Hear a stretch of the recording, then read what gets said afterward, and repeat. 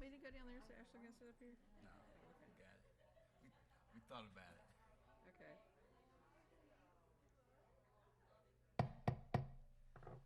The school board of the Duval County School District is now convened in its regular monthly meeting. To everyone present and to our television viewers, I wish to extend a warm welcome to this meeting of the Duval County School Board.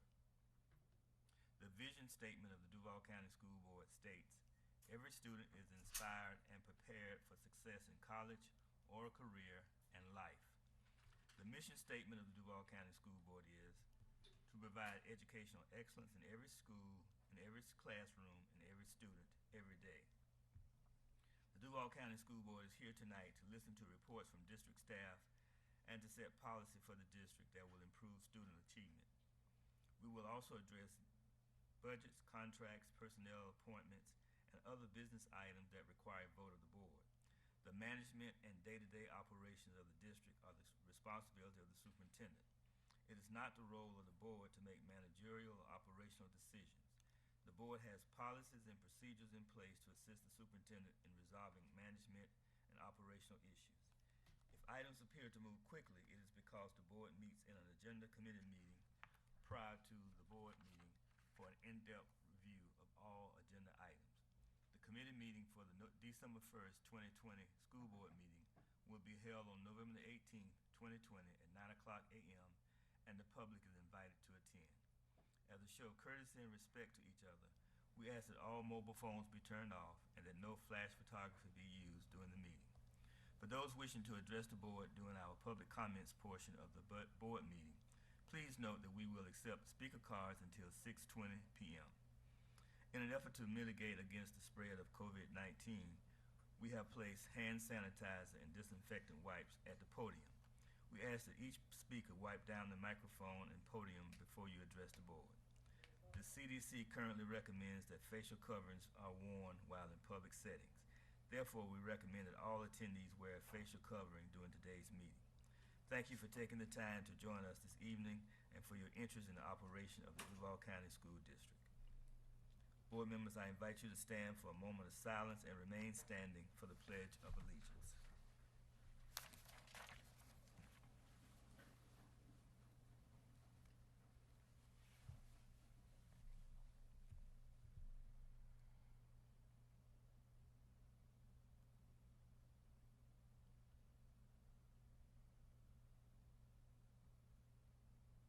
Thank you. I pledge allegiance to the flag of the United States of America and to the republic for which it stands, one nation, under God, indivisible, with liberty and justice for all.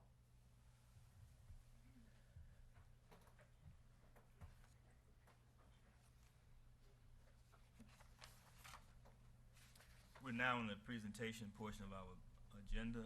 Ms. Vicki Pierre will begin our presentations for this evening.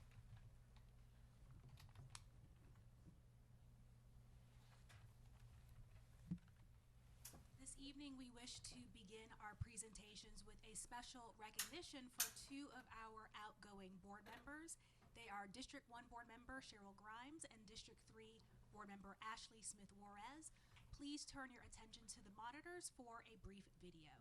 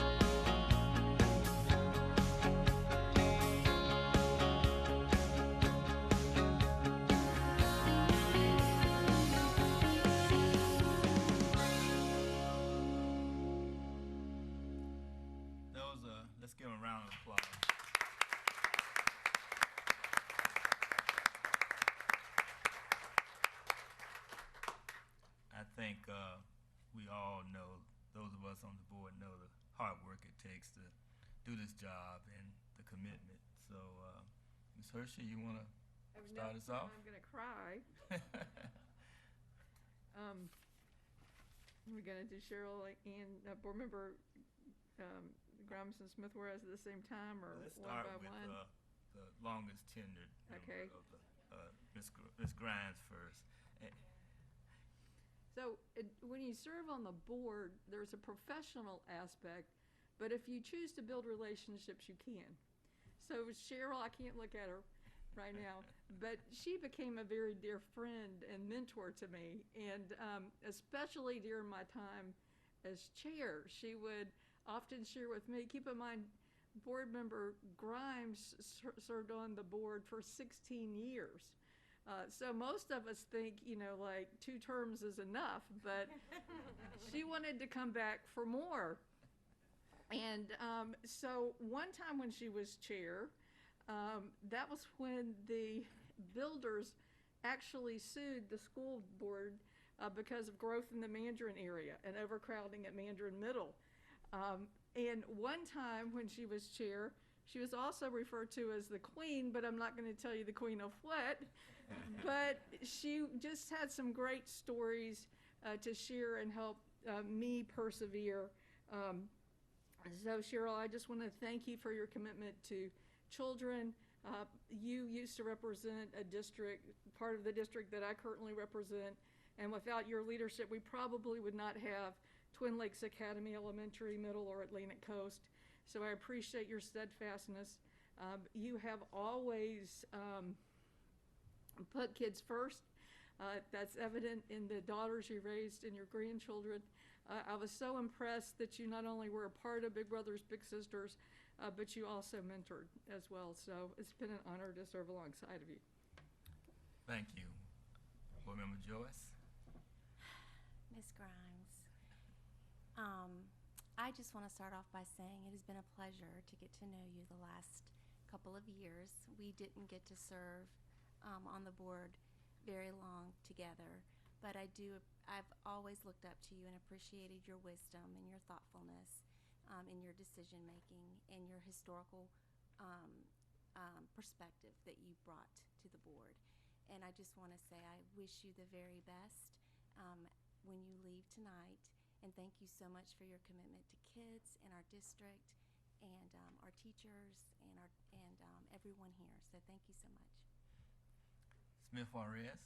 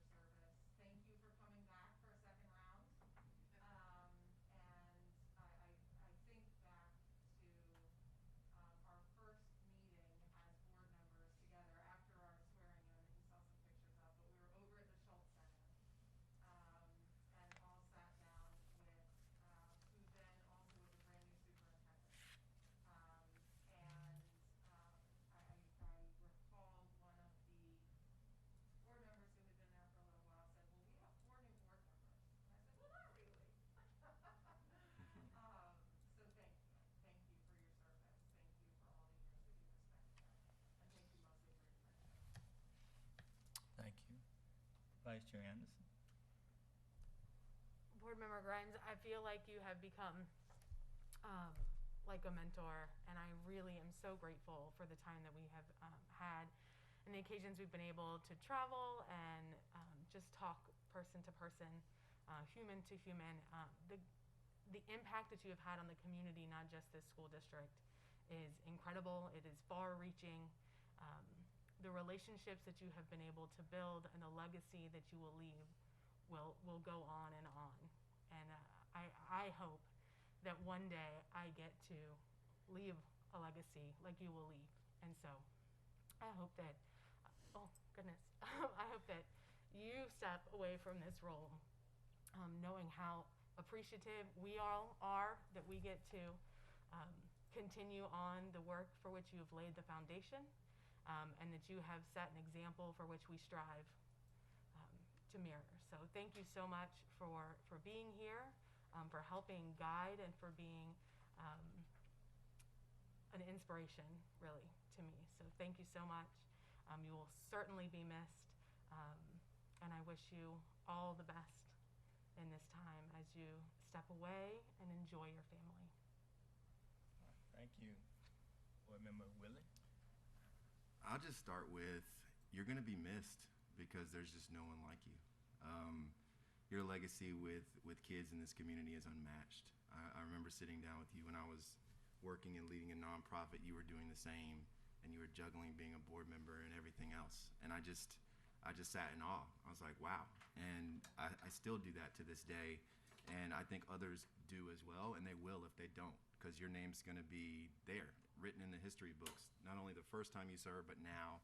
And just the things that you've been able to collectively as a board be able to do, it's just amazing to me. And I always appreciated you because you were blunt. You just said, here's how it is. I'm going to tell you how it is. But also you did it with a sense of humor at times. And then you nudge people along the way, which I think is such a powerful thing to do as someone who has the experience. So I appreciate you immensely. I know this community does, this board does, and we're going to miss you. And we wish you all the best, and you deserve every relaxation, every break you can get at this point, and we appreciate you. Ms. Grimes, certainly a lot of us wouldn't be here without you. Your encouragement over the years, we met when our kids were at Jalen Axon in pre-K school, and so who thought that so many years later we'd be here on the board together, and your guidance and direction has been invaluable to me as a board member, and the work that you've done in this community will live on long after all of us have left these positions, and we really appreciate all that you've done for this community, and thank you very much. And I think your daughter wants to comment. Jessica Griber. Good evening. Thank you for giving me the opportunity to speak tonight. I'm not Cheryl, and I'm ready to cry, so I can only imagine how she is feeling right now. I am Jessica Graber. I am number 2 of 4 daughters. I asked my mom if I could share just a few thoughts. It's a lot harder than I thought it was going to be. About her career in education over the last 3 decades. My family grew up here in Jacksonville. We grew up in San Marco, and we have 5 basic rules growing up. Don't hit, don't lie, don't jump on the bed, don't say shut up, and always wear your seatbelt. Our endless questions as children were never ignored, but we were always encouraged to pursue knowledge and find answers. My mom used to tell us that boredom is a state of mind. She still does, by the way. We were taught the importance of community and teamwork, the value of hard work, and of honesty. In 1992, I was in the 5th grade at Hendricks Avenue Elementary, and my mom was actively involved in just about everything, including the PTA, every event that she could possibly volunteer for, building business partnerships with local businesses. And as she got more and more involved, she discovered more and more problems that needed solutions. Being a graduate of the Duval County public school system herself, she wanted to help find solutions and seek those answers. She decided it was time to make a bigger difference and run for the Duval County School Board. She ran an incredible campaign with 4 kids in tow, supported by friends, family, and the community, and our friends unwillingly. We wore t-shirts, we waved signs, we stood in medians, we walked neighborhoods and knocked on doors and talked to people about why they should vote for my mom. Honestly, it wasn't a super hard sell. Anyone who has met her probably knows that. She's always believed in change and always believed that change is possible and that everyone deserves an opportunity for success. She taught us to always look for the good in people, to work hard for what you want, and to always believe in yourself. She was a mother with children in the public school system and had a great vision for Duval County Public Schools, and the citizens of District 3 agreed. After she was elected, she and the board quickly faced lawsuits and some tiny challenges, little things like comprehensive sex education reform, desegregation, and prayer in schools. So, pretty much nothing at the start. But when she took a stand, and she did that often, she was unwavering and a true leader and very blunt. My mom has never been afraid to stand up for what she knows is right. She believes in education and in the futures of all children. And the decisions that she made on the board upheld her ideals of equity and opportunity for all in public education. After 2 years on the board serving District 3, she worked for the Alliance for World-Class Education, establishing and growing business partnerships with public schools to provide support to classrooms. She then worked as Vice President of Development for Big Brothers Big Sisters Northeast Florida, where she raised funds to support mentorship programs and opportunities for young people. And that's when she was paired with her little sister, Tamaria. Tamaria was in kindergarten at the time, and I have 3 sisters already, and two stepbrothers, but Tamaria became my sister too. This year, Tamaria will graduate from Inglewood and has already enlisted to serve our country in the Army, and Tamaria is here today.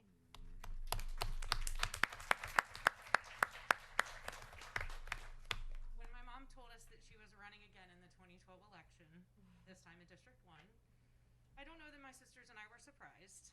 We wore the shirts and we waved the signs, and this time we hit the neighborhoods in Arlington and the north side and went door to door to gain support. She defeated the incumbent in a fair, clean election and began her first term on the board. Through her tenure, she's worked with the board to select 3 superintendents, including most recently the incredible leadership of Dr. Green. When she ran in 2012, she was excited for the chance to focus on student achievement instead of lawsuits and providing equitable access to quality public education. Last week, Duval County voters approved a half-cent sales tax that will help repair our aging school buildings and provide greater support for our students, which is a pretty incredible way to end a career. Over the last lots of years, my mom has served the students, parents, teachers, and administrators of Duval County. Her leadership paved the ways for significant growth and improvement in our public schools, and I know that even though she will be officially retired, her passion for education in this city will continue to be a driving force in her decisions. And I say retired because we all know how retired she will be. Thank you to the board members who have served with her over the years and who will continue to make a difference in the lives of the students of Duval County. Thank you to the incoming board members for your dedication to education, the world's most important thankless job. I know that you will all continue the hard work for students in this county. And thank you to the staff here at Duval County Schools for supporting her for decades, especially Lisa and Nina. And thank you to the citizens of Duval County for entrusting my mom to serve you. Thank you. Well said.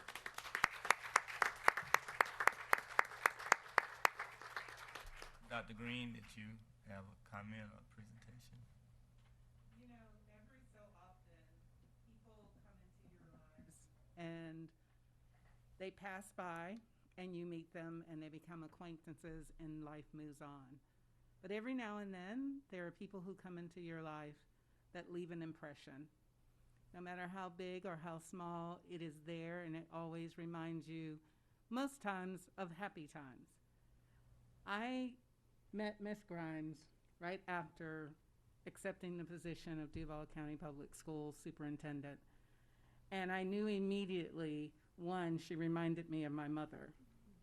No offense, but my mom was one who always encouraged me, but she also made sure she held me accountable. And I want to thank Ms. Grimes for doing that. I will always remember our first few conversations and that you pushed me, you challenged me, and I will take that for as long as I'm the superintendent.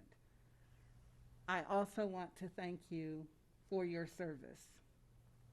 That half penny, I could always rely on somebody back there saying interesting words.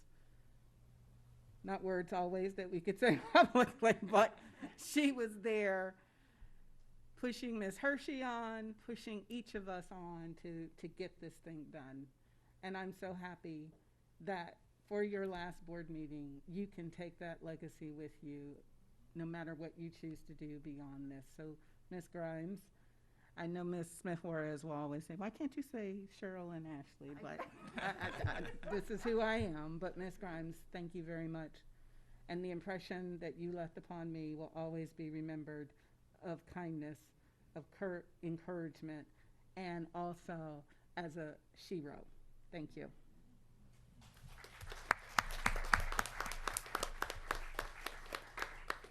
Okay, now we go to the tough one now. Ms. Smith-Juarez, we'll reverse order this time. Mr. Willie, you want to start? Yeah, sure. So, Ashley and I, one of the first people I met, because I'm actually a transplant to Jacksonville, and she's actually one of the first sort of leaders that I met in town, and I was like, man, this town is super smart. Like, if you've ever talked to Ashley, you're like, whoa. And I love that about her because she takes that intellect but also can make it so personal. If you've ever seen her interact at an event, like, people swarm to her because she just has an endearing effect about her. And I've always appreciated that. And the fact that she has served through so many ups and downs within our time here at this community, in this city. It just goes to show she's always been that one, that voice, that constant voice of, well, let me ask this. And it's always that question like, oh, I didn't think of that. And you have to have folks around you that are going to do that, poke the holes, ask those tough questions, but also have the heart, because I know Ashley's the first one. If something happens to anyone, she'll pick up the phone and just check on you. And I always appreciate that about you. And your legacy is unmatched as well. Like you have a lot more story to write. And I'm just excited to see where it goes. And you've been so instrumental for this board, and I appreciate having you as a board member, but also a friend. So thank you. Thank you, Vice Chair Anderson. Thank you. Board Member Hershey, I think, said it best, right? When you get the opportunity to really invest in relationships with your fellow board members, and it has been wonderful getting to become friends. I remember preparing to be on the board and coming to board meetings and not being on the board yet.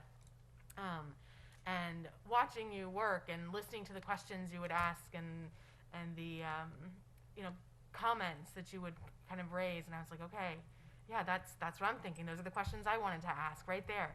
And so having the opportunity to serve with you and to watch you navigate really tough situations has been irreplaceable. I will say for me. Unlike Board Member Grimes, who's a straight shooter, we always can trust that you are going to use all of your words to explain all of the parts, but in a way, like Board Member Willie said, that is so smart and really helps everyone understand the nuance to situations that can be sometimes challenging. And I really appreciate your perspective.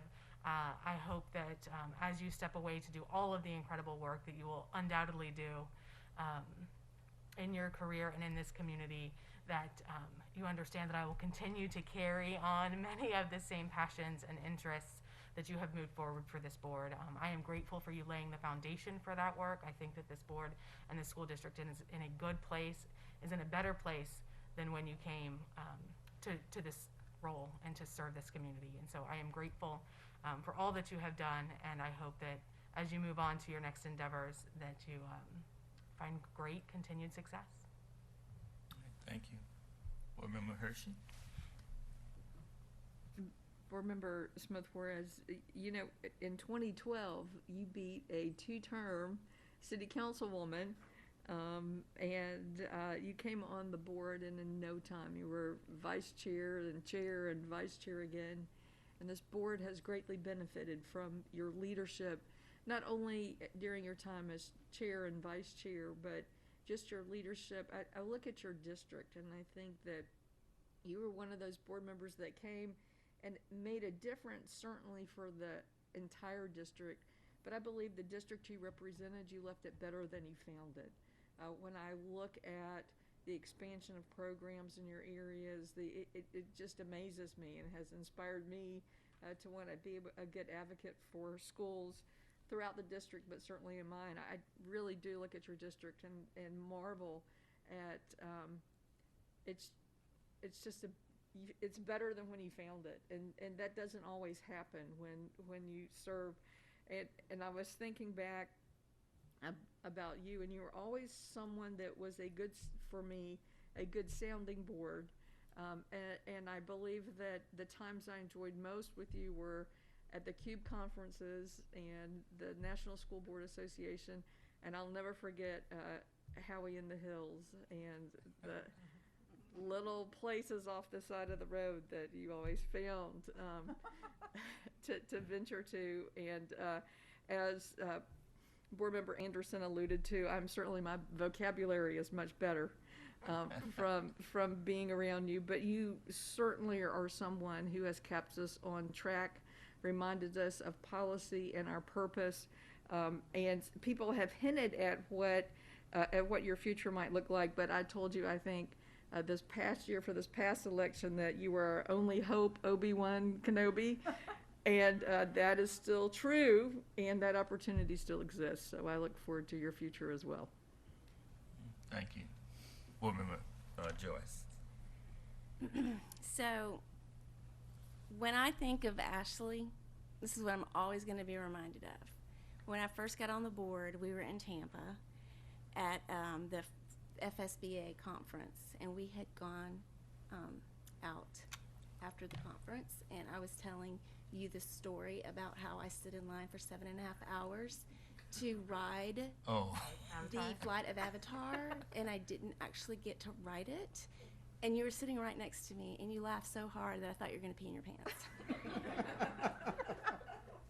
Excuse me. Every time I think of that story, I think laugh of that hard. that story all the time when I think of you, and it makes me smile. What I'm always, God putting you in my life, and what I'm going to take away from that is your unbelievable courage and your convictions. And no matter what the pressure was, you stood by your convictions, and you're courageous. And so I appreciate that in you. I am blessed to have witnessed it, and I just wish you the best in your future. You are going to be an amazing person. Thank you. Thank you, Ash. I just want to echo what been said. We really appreciate your very extensive and thorough discussion of issues on the board, and you're the guru of school board policy. I mean, we that's your bailiwick. We appreciate you guiding us and reminding us of that.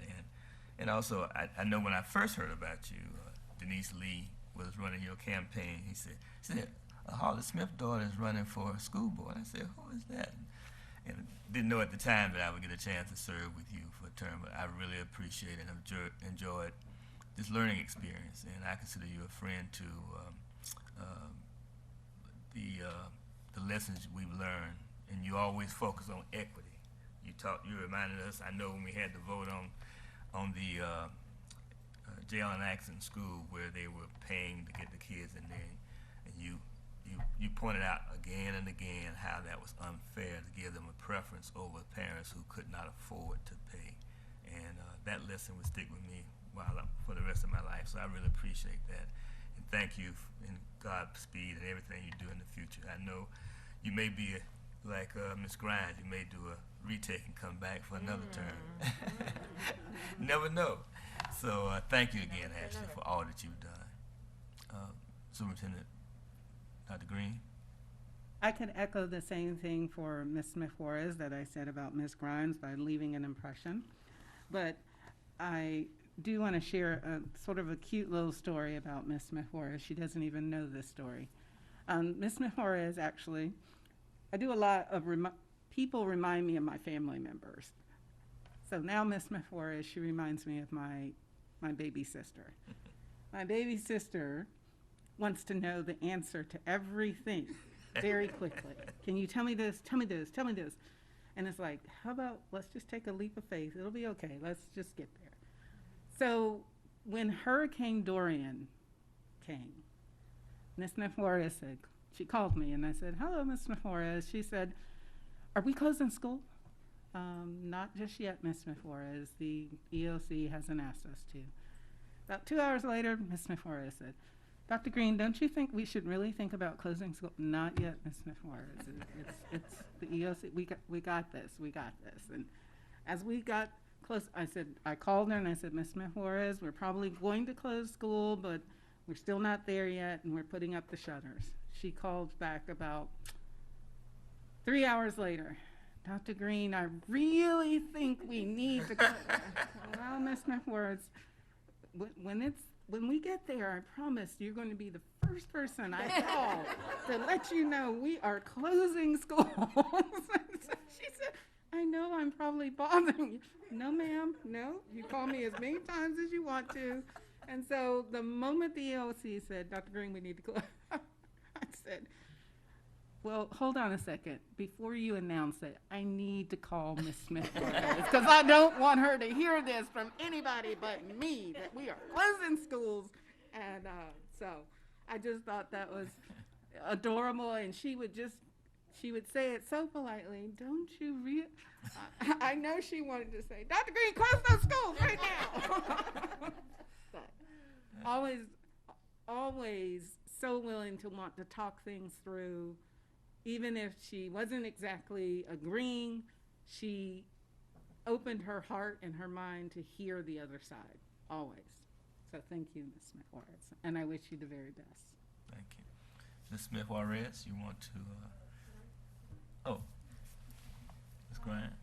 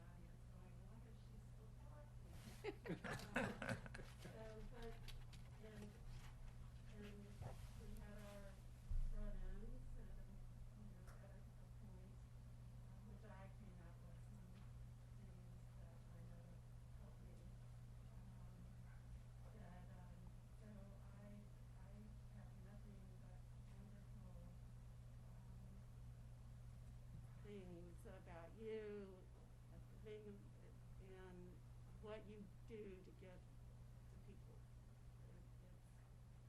It's really very, very precious. Thank you. Smith-Juarez. I'll start the clock now. Right? I know. Well, actually, I really just want to thank the constituents of District 3 for trusting me to represent them, for the board members who are sitting board members tonight, but all of the board members who I served with, for doing just that, striving to make this district better than it was yesterday, and seeing what it can be tomorrow. And I have been really fortunate to serve some incredible constituents who are very dedicated to this district and this city, and to serve alongside noble and honorable and determined board members. When our board office was putting together the video, which they didn't let me preview, but they did tell me they were putting it together, they said, I definitely win the award for the most different hairstyles throughout my 8 years on the board. I think I may hold that for quite some time. It's been short and long and short again and all of that. And I think it certainly in the time that I've served with the trees that we planted all around Duval County, with this district's last ribbon cutting that happened in 2016 at Douglas Anderson. I may currently also have the award for having held the most shovels, but that is soon, very soon, to be surpassed. And it is such an incredible opportunity to be able to have this meeting tonight, knowing that the work that certainly we set out and began talking about 8 years ago, but that has been talked about even before then, that the constituents that trusted me to become a board member 8 years ago, and then again 4 years ago, were the ones who pushed through on the opportunity to have the half-penny sales tax, to build the school facilities that our students deserve, so that the facilities around them match the caliber of the employees who are here, the programs that we together have been able to put in place, and that continuous improvement work that I know will happen here in Duval County. So I look forward to being quickly surpassed in terms of shovels. And maybe Liz is gonna give me a run on the hairdos, but yeah, it's been a pleasure. And the only advice that I would leave the board, because you are so capable and so tremendous, is to continue in that pursuit of equity.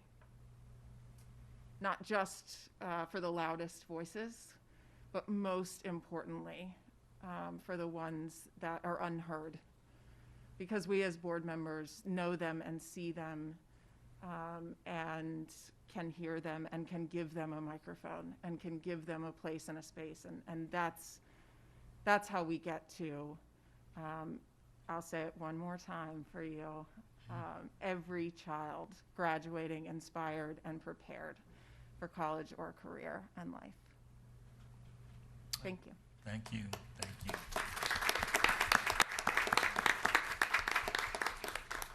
I think it would be good if we can gather here and take a picture one last time.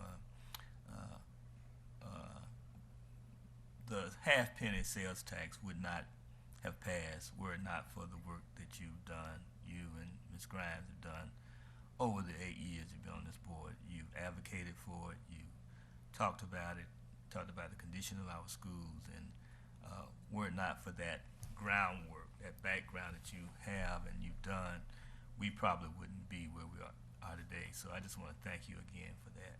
And if you would, we can gather, and the face mask will show that what year it was. And of course, before we do that, I got a call last month from a board member saying that if Reebok won the game, I'd have to wear a Reebok face mask. I said, well, if you really want to bet, we can. So this board member said he would wear a Reigns Viking face mask if they won. So I want to make sure that Mr. Willie gets this and takes this picture with us today. So let's go down here and take a picture. It'll match his Oh, tie. right. Look, he wore the right tie for it. That's so funny. Mr. Hall said, "Had to have it." Man of my word. Chairman Jones, I got the little things down there. Nope.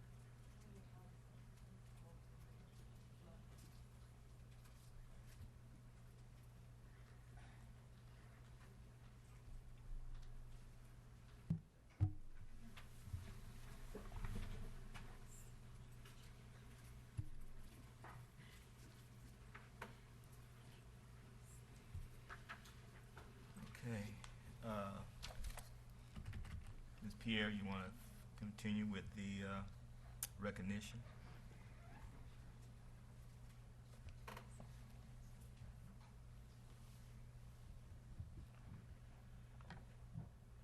So we continue our presentations with a school theater program that is so successful it's considered a model.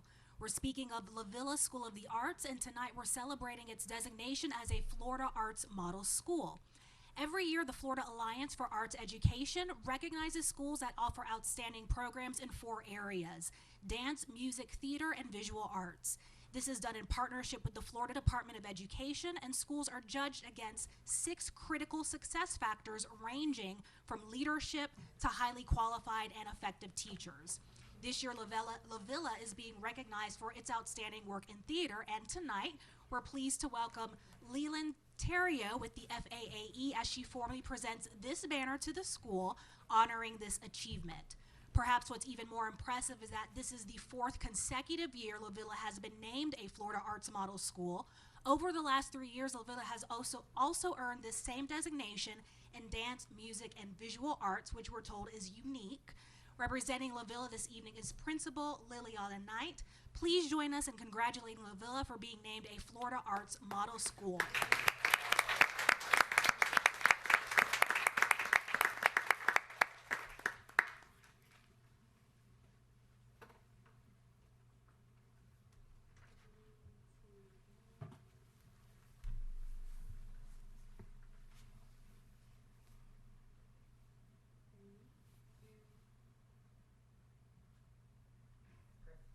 Now, as you can imagine, strong arts programs at La Villa or any other school wouldn't be possible without strong leadership. So it should not come as a surprise that this same organization is also recognizing our very own Dr. Green with their 2020 Superintendent's Award. Dr. Green was actually nominated by Principal Knight, who commended her for ensuring that the arts remained a priority as students transition to online learning. So tonight, the FAAE wishes to formally present Dr. Green with a trophy for being a, quote, champion advocate for comprehensive, sequential, high-quality programs in arts education. Congratulations. Sure.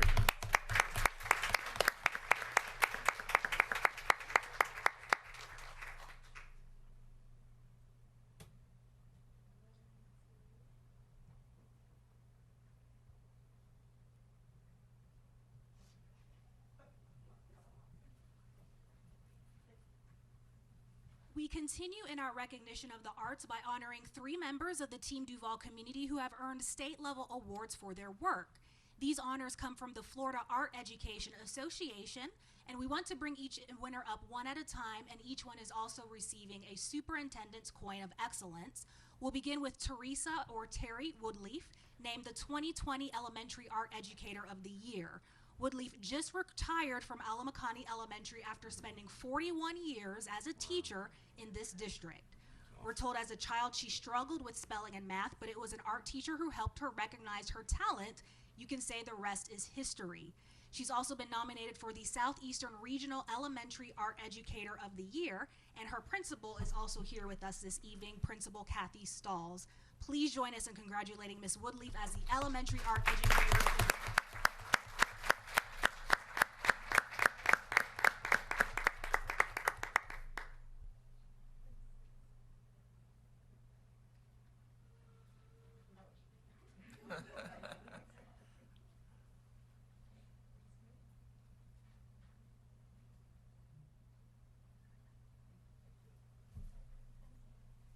Our next honoree is Amanda Holloway, the 2020 Middle School Art Educator of the Year. Holloway teaches art at James Weldon Johnson College Preparatory and is intentional about presenting real-world applications to her students. This includes exposing them to different careers in the arts and giving them the chance to create permanent art projects around the city. Holloway is also joined by James Weldon Johnson Assistant Principal Michelle Chambers. Please join us in congratulating Ms. Holloway as the Middle School Art Educator of the Year.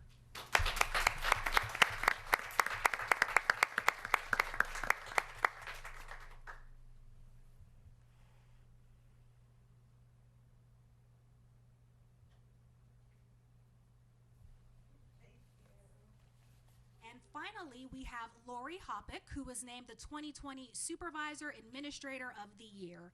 She's commended for all that she does to support visual and performing arts programs throughout the district, and we're told that she works to ensure that all students have access to high-quality fine arts education, and she actively looks for ways to integrate creative arts into all subject areas. Please join us in congratulating Lori Hoppick as the Supervisor Administrator of the Year.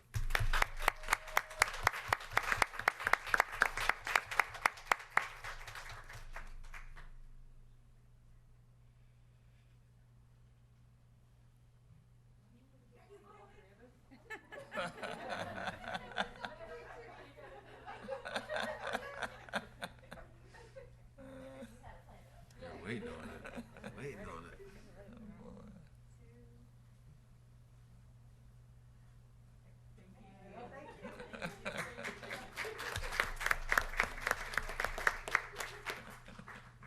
Now we celebrate the winners of this year's district-wide Hispanic Heritage Essay Contest, a joint effort of our ESOL, Dual Language, and World Languages departments. And we're also bringing up each winner one at a time, and each is receiving a coin of excellence.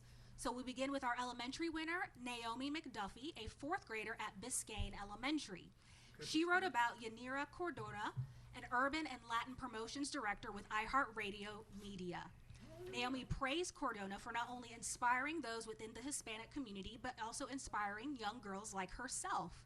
And Naomi is actually the first essay contest winner from an elementary school, and her principal, Sanaya McBride, is here this evening.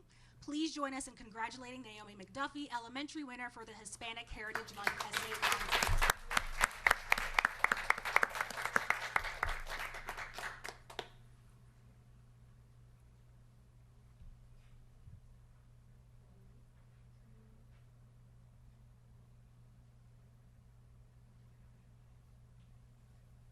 Our middle school winner is Flor Larissa, a seventh grader at Alfred DuPont Middle School. Her essay focused on Flor Yvonne Castro Hernandez, a woman she calls a warrior and has taught her to never give up.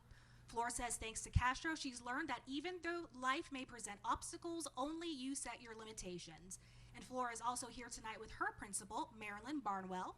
Please join us in congratulating Flor Ruiz, middle school winner of the Hispanic Heritage Month Essay Contest.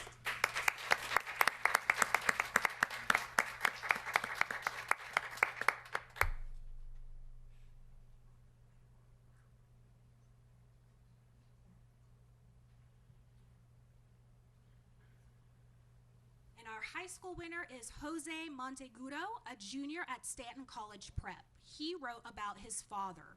He documented his father's journey as an immigrant who came to this country with his family and little money, but now he's a successful business owner and clearly an inspiration to his son. Jose is joined by our ESOL director, Ingrid Carias. Please join us in congratulating Jose Monteagudo, high school winner for the Hispanic Heritage Month Essay Contest.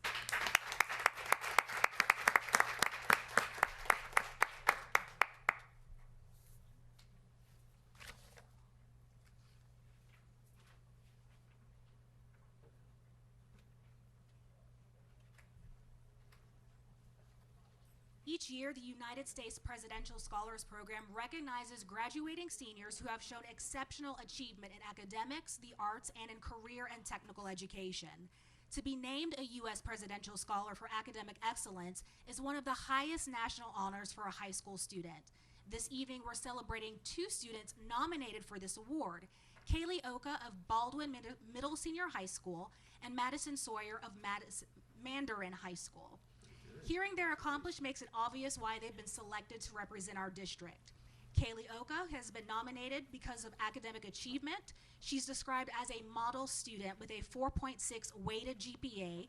She's the varsity swim captain, vice president of the National Honor Society, has been editor of the yearbook since the 8th grade, and plans to study civil engineering in the fall. And she's joined this evening by Principal Denise Hall and her family. And we also have Madison Sawyer. She's nominated based on her success in career and technical education.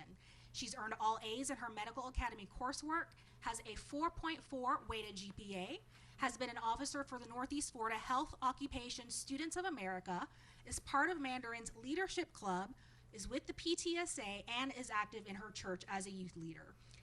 Keep in mind, this is an invitation-only process, and those who are nominated go through a rigorous evaluation progress, and a maximum of 161 students will earn this award. So we are rooting for both Kaylee and Madison to win. And we also have to add Madison is joined by Principal Sarah Bravo. Congratulations to both of you for your nomination. Congratulations. Congratulations.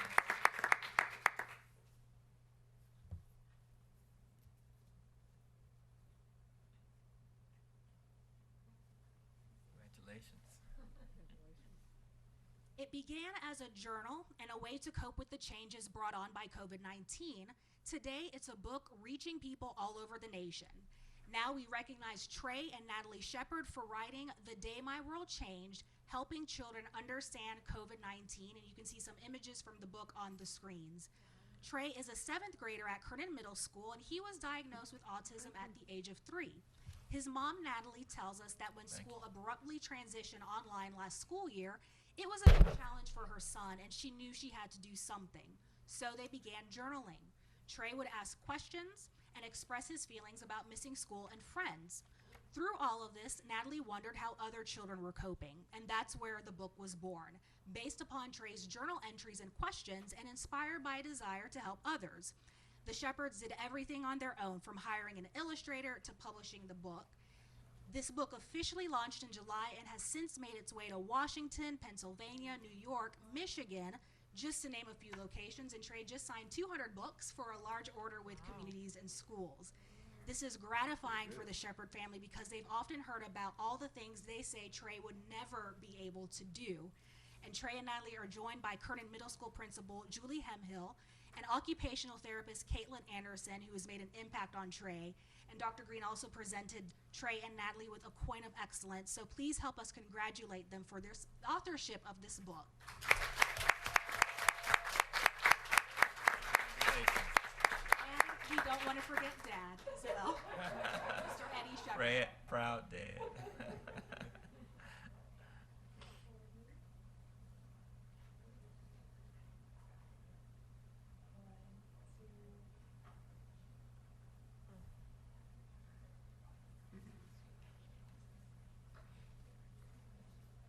November is Family Engagement Month, making this the perfect time to recognize 6 men and women who have not only distinguished themselves as leaders, but who are also supporting the success of our students.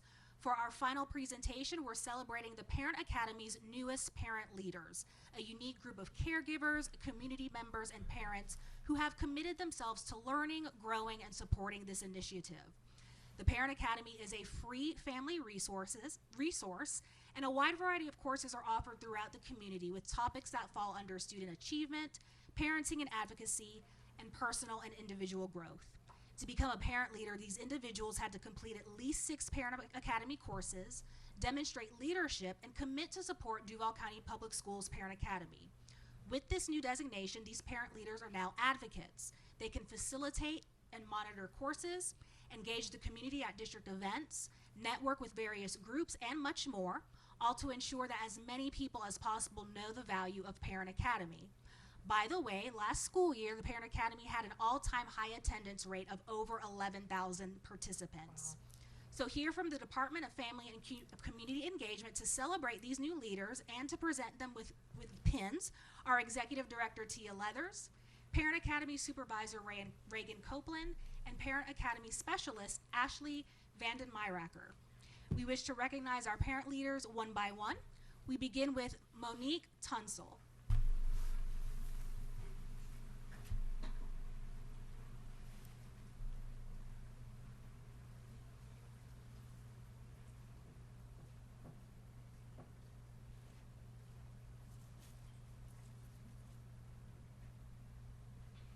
Congratulations to Ms. Tunsil.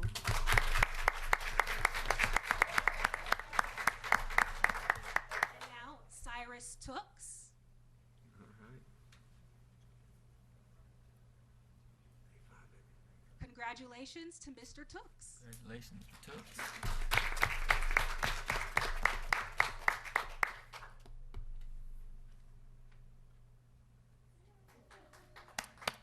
Next is Aisha Denos. Congratulations, Ms. Denos.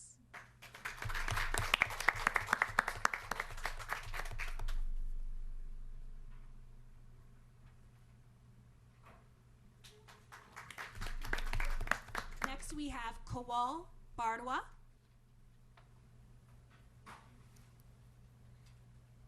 Congratulations, Mr. Bardwa.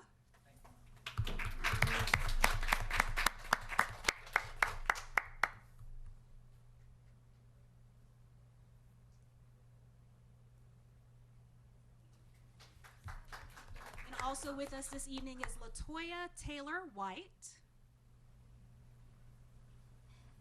Congratulations, Mrs. Taylor White.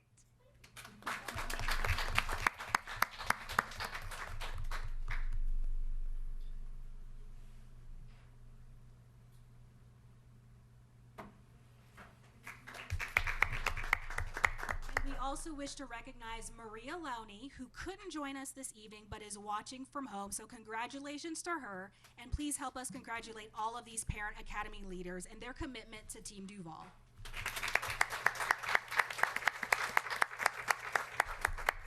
This concludes this evening's presentations. Okay, thank you very much, and a lot to be proud of in this school district. Approval of the November 9th, 2020 agenda. That the Duval County School Board approve the November 9th, 2020 agenda as submitted on November the 2nd, 2020 with the following changes. Operations, real estate planning and programming, public hearing and vote. Adopt the school district facilities 5-year work program for the year 2020-2021 through year 2025-26. Item amended. I ask for a motion. So moved. Moved by Vice Chair Anderson, second by Board Member Joyce. Any discussion? If not, I call for your vote.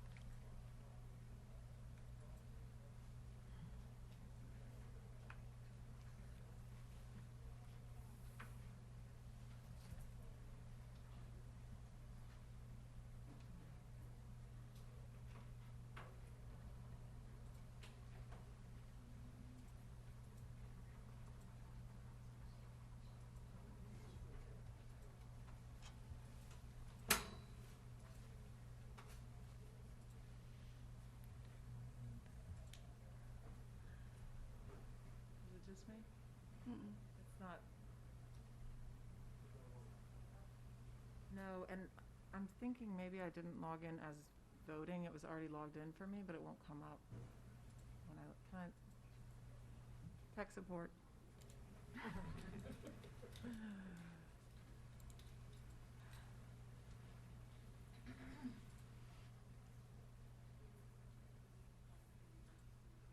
Yay. Okay, ours just came down. So.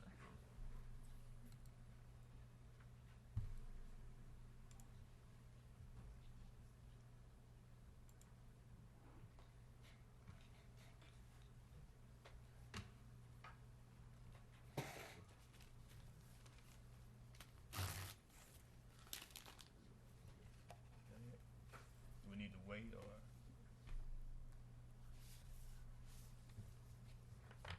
Board Member Smith Morris, did you just want to register verbal? She said yes.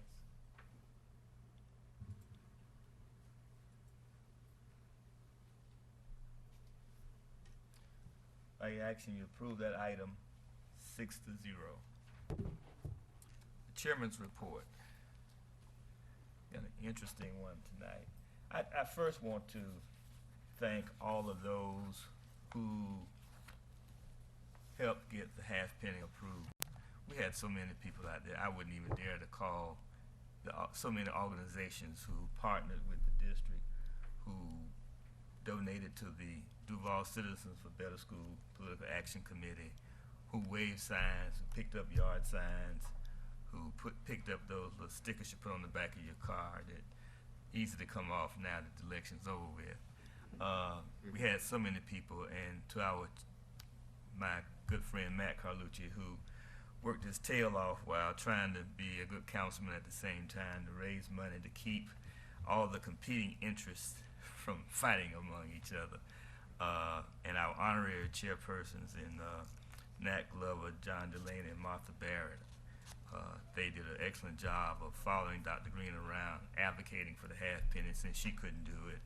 They had a healthy discussion because former Mayor Delaney, who's an attorney, oh, she can advocate for it. Who says she can't advocate for it? But he came around and said, okay, we'll do what we have to do to make sure we get this approved. And with a 67% approval rating, I think that speaks well for our city. We've come a long ways as a community in supporting public education. I think that was a leap, tremendous leap forward in that progress. And I just want to thank all the board members who worked and met and advocated for it. And I got tired of going to meetings behind Dr. Green, but had to do it to make sure we got the message out. So thank everybody who participated.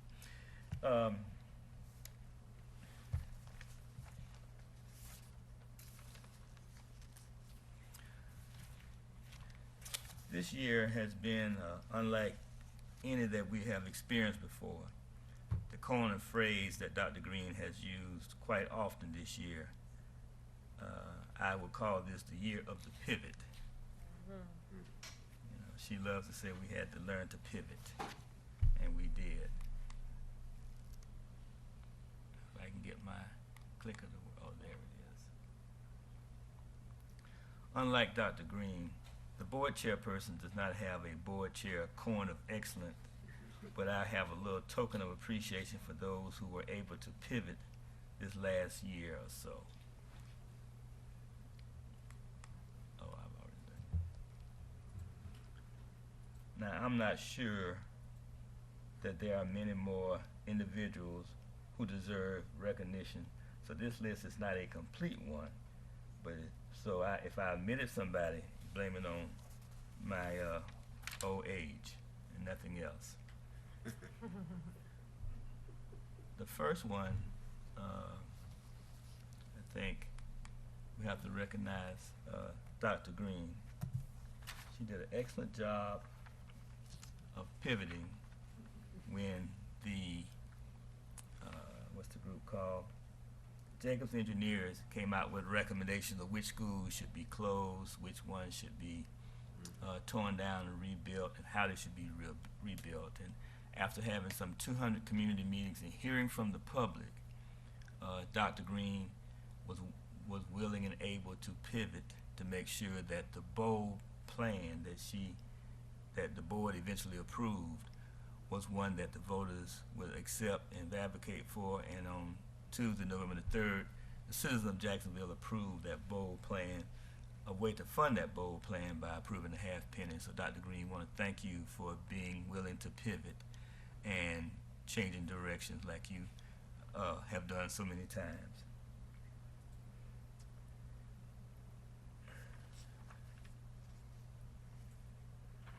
Okay, I got my notes out of order. Hold on one second.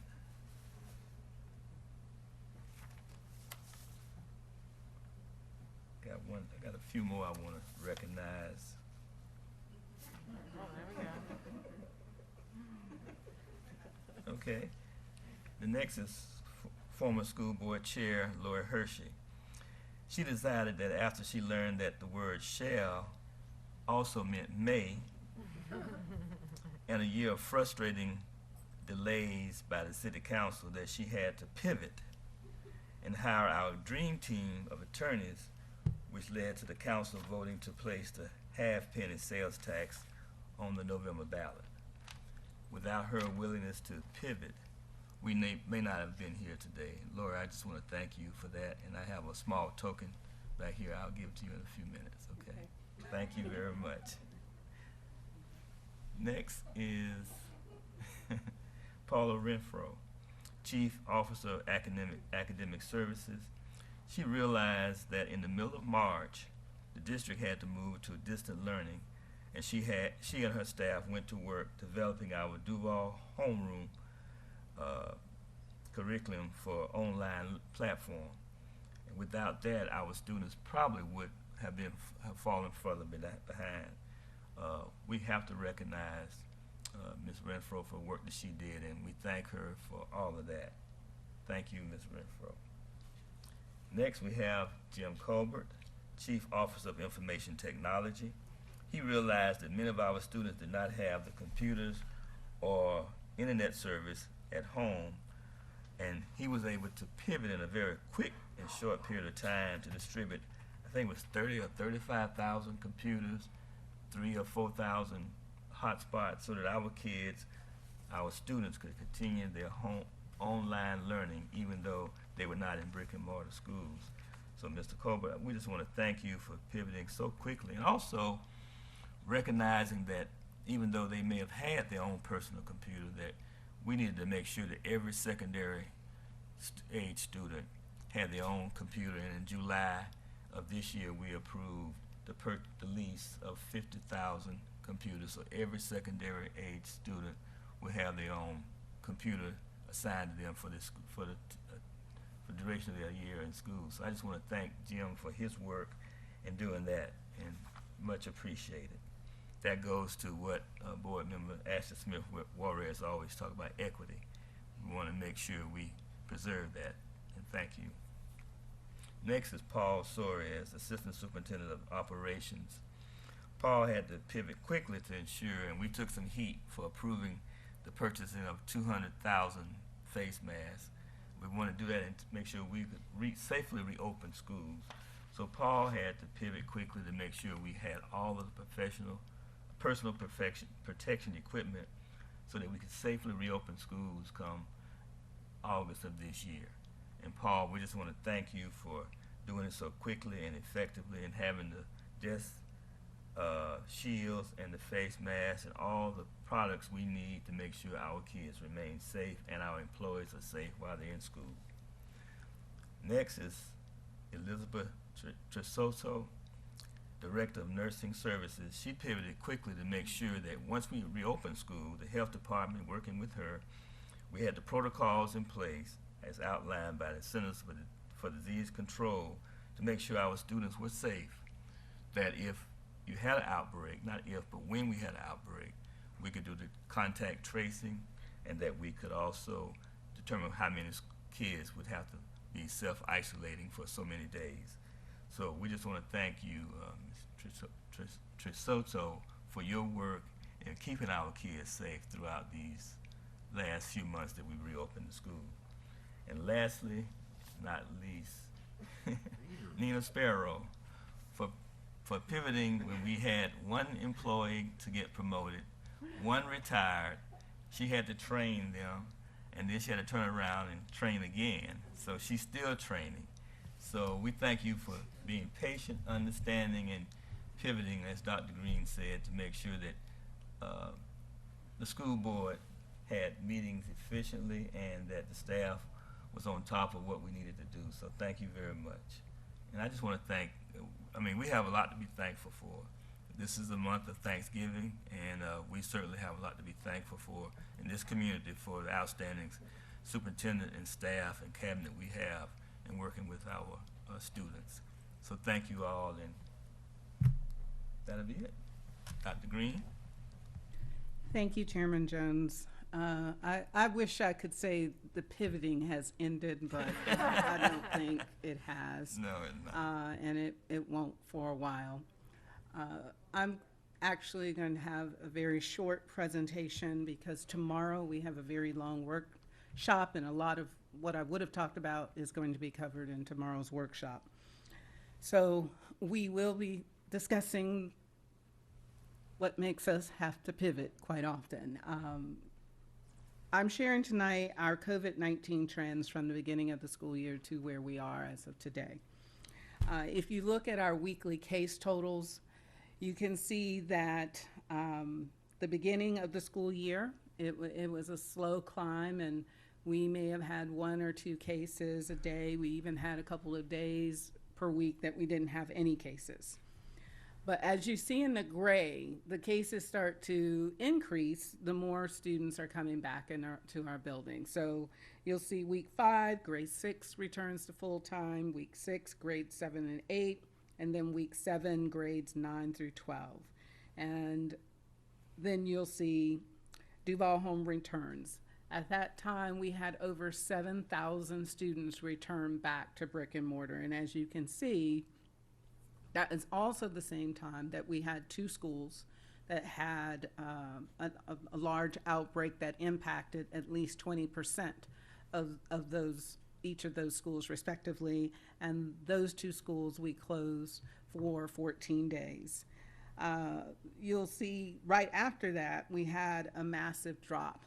I'm not going to say the efforts that we put in of reiterating to our students, you know, the things that they do so well at school that they needed to also do those same strategies when they're not at school was the reason for that massive drop, because as you can see, it went back up again. We are anticipating the months of November and December to see these numbers remain at this level. And it's not just traditional public schools. It is happening in charter schools, private schools, the colleges, and we only have 1 Department of Health. And they are managing all of those entities as it relates to contact tracing, even though we are very fortunate to have our nurses help support them.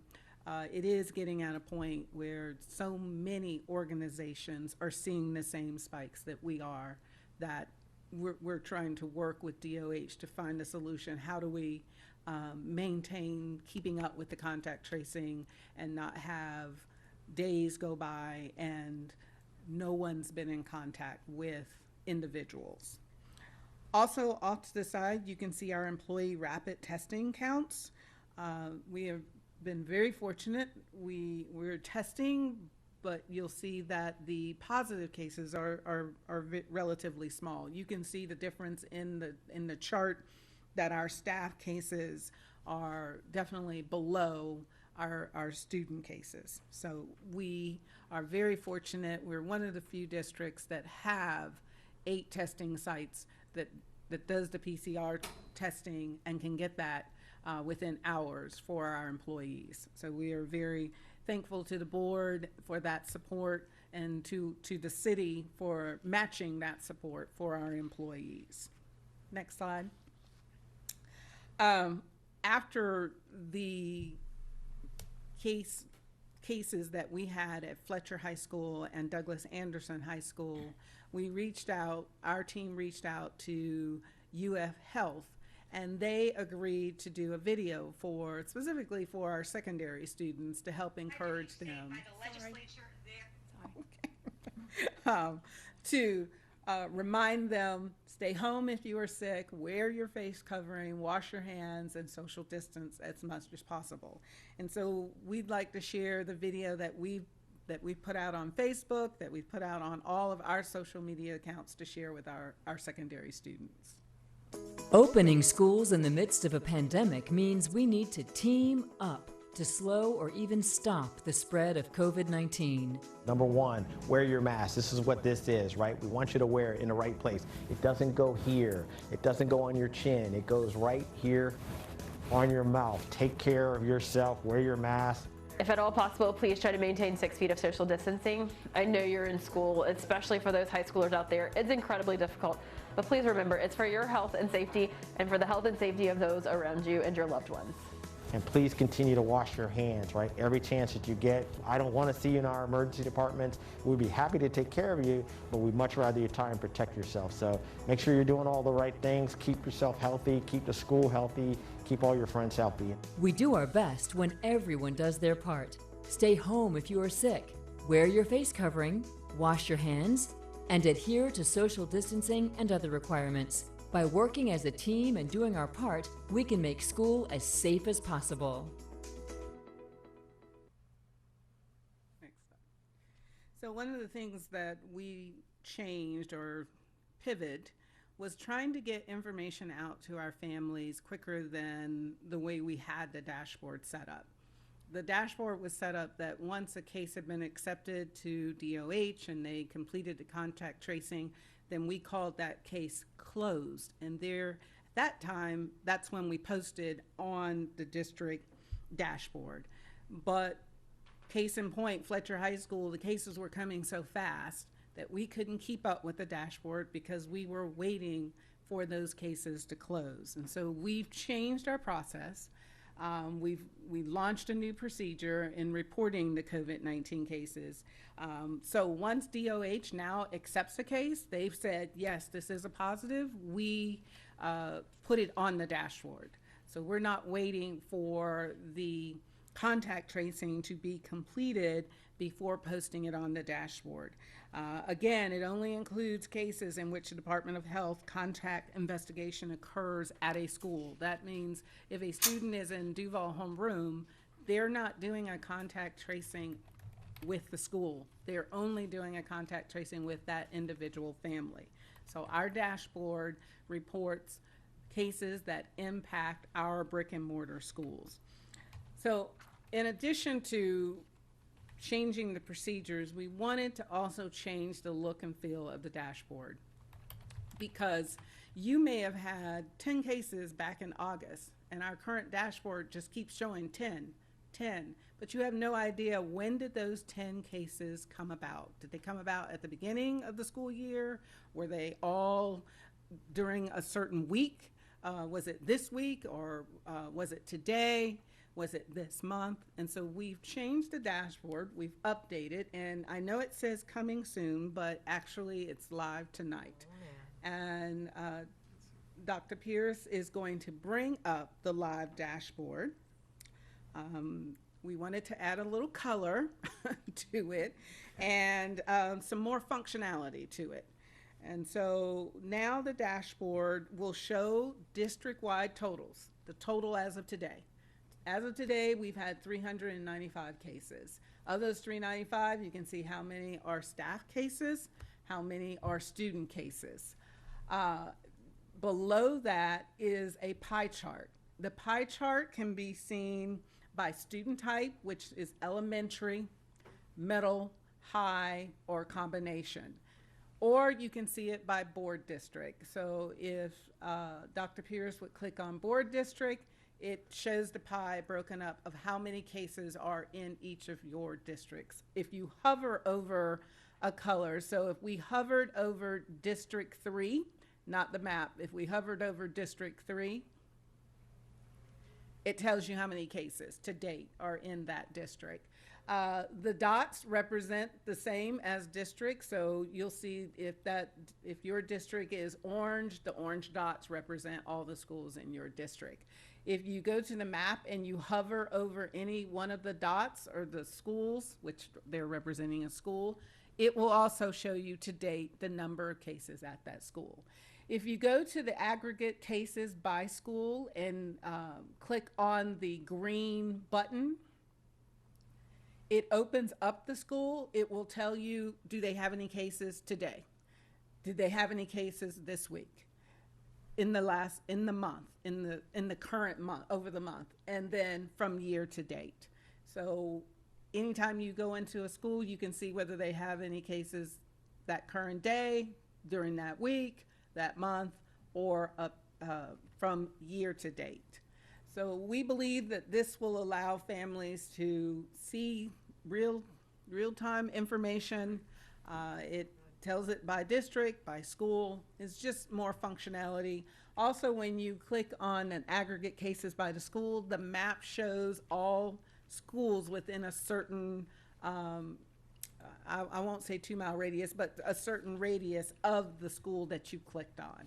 So if you go back to that dot and hover over that dot, again, it'll tell you how many cases to date, and then the dot over is probably the elementary or middle school related, and they can see that information as well. So we've evolved in trying to be as transparent as possible and give parents and families as much information as possible. So that is online, available this evening. So at 8 o'clock, it will update again. We've pushed up it used to update at 10, and now we're back to 8 p.m. And so information that was entered today will update on the dashboard at 8 p.m. That is my presentation. Thank you. All right. Thank you, Dr. Green. Public comments. We are now on the public comment portion of our agenda. The school board welcomes your comments on matters that are before the board for consideration. It is not the board's intent to respond this evening, but to use the input in our deliberations. To give everyone appropriate respect and courtesy, we ask the audience to refrain from audible comments or applause. When you come to the microphone, please state your name for the record. Please limit your comments to 3 minutes. When the green light in front of me starts blinking, you will have a minute remaining. When the light turns yellow, you will have 30 seconds remaining. When it turns red and the buzzer sounds, your time will be up. If your concerns exceed that time, you may present written comments to the board. You are asked to refrain from references to specific individuals and to follow expectations for civil discourse. In an effort to mitigate against the spread of COVID-19, we have placed hand sanitizer and disinfectant wipes at the podium. We ask that each speaker wipe down the microphone and podium before they address the board. The CDC currently recommends that facial coverings be worn while in public settings. Therefore, we recommend that all attendees wear a facial covering during today's meetings.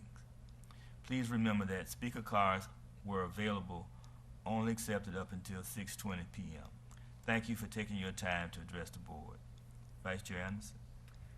Thank you, Chairman Jones. We have 6 speakers this evening. Our first speaker tonight will be Janine Bailey.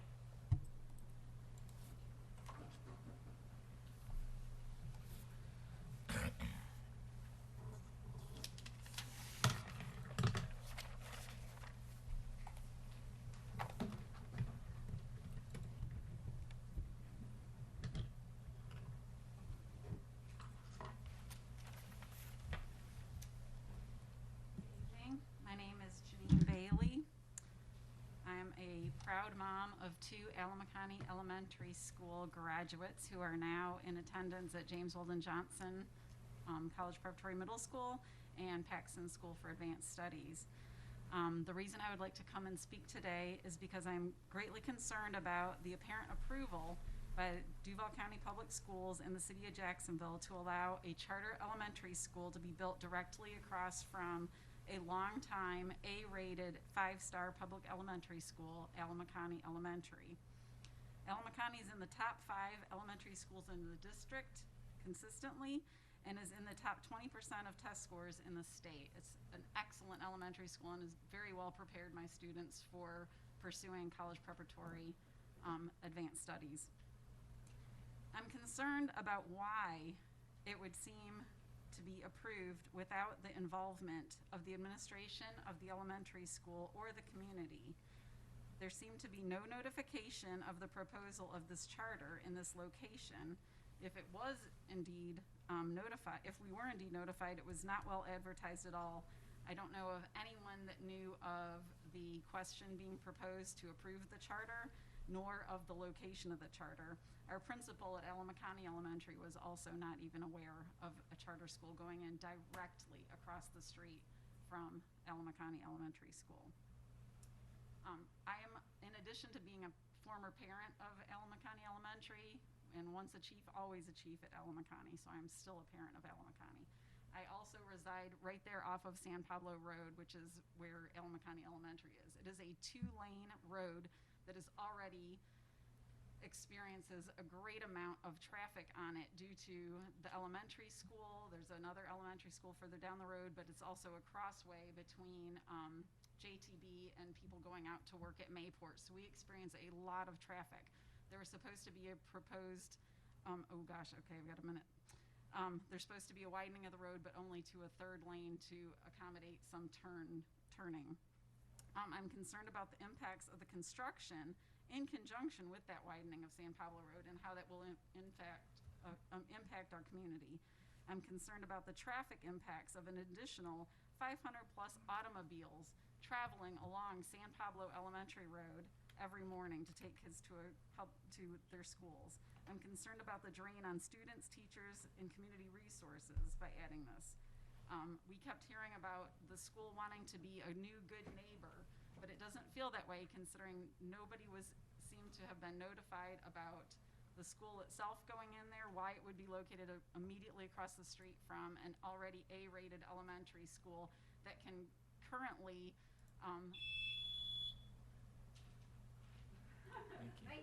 Thank you so much. Our next speaker, who I'm sure can continue on for you, is Kenyatta Register.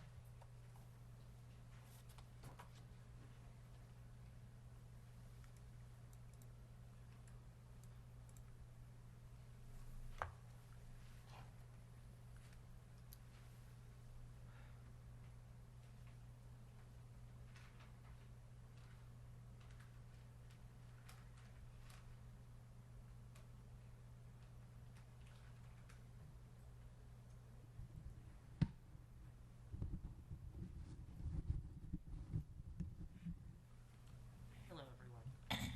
I am Kenyatta Register, and I am currently the chair of the School Advisory Council for Alamacani Elementary School.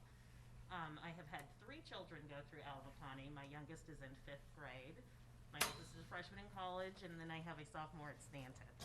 And they have all gone through Alamacani and had wonderful experiences. And like Janine said, it is a top school. It has been a 5-star school for the majority. We've been there our family's been there 14 years now, which is, I think we need a plaque. But it has always been an A school. It always has been a top performing school. So the most disturbing part is that this charter school is moving in across and nobody knew about it. Everyone, even at the schools, the teachers, the community, all just kind of saw these bulldozers coming in to tear down the trees and like, oh, what are they going to build there? What are they going to build? And then it was revealed that it was going to be a charter school. And I've talked to parents and community members and even teachers at the school. No one is happy. I haven't heard anyone say, yay, we need another school. I think it's unfortunate because even now, Alamacani just lost a couple of teachers because the population, the numbers were lower than expected. And I don't know the reason behind that. I don't know if it was COVID related or what. So with the impact of a charter school across the street, I think it would be another drain on the student population, the funding, and the resources. So I don't know how that will affect the quality of the school. I feel like it can't be a benefit. I know Janine started to focus on the traffic, which is also an issue, but I am more concerned with the impact on the quality of an already fantastic school. And I know from what I've heard, it sounds like no one really understood that a charter school was going to move into that location. And I don't know why that is the case. I don't know how that's possible. And I don't know who I should ask how that's possible. I don't know if it's a city council kind of question, or maybe you all can help me understand, because we are really interested in finding out how this happened. I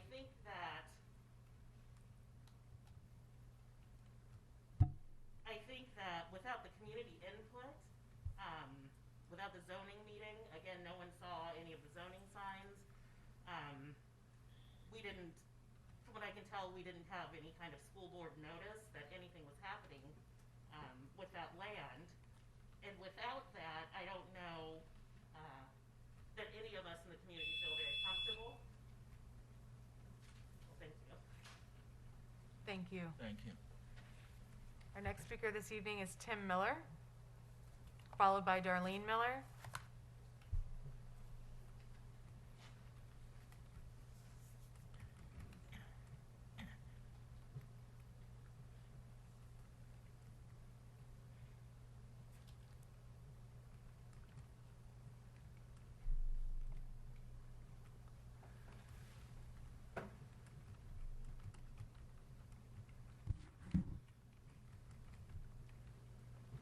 Good evening. My name is Tim Miller.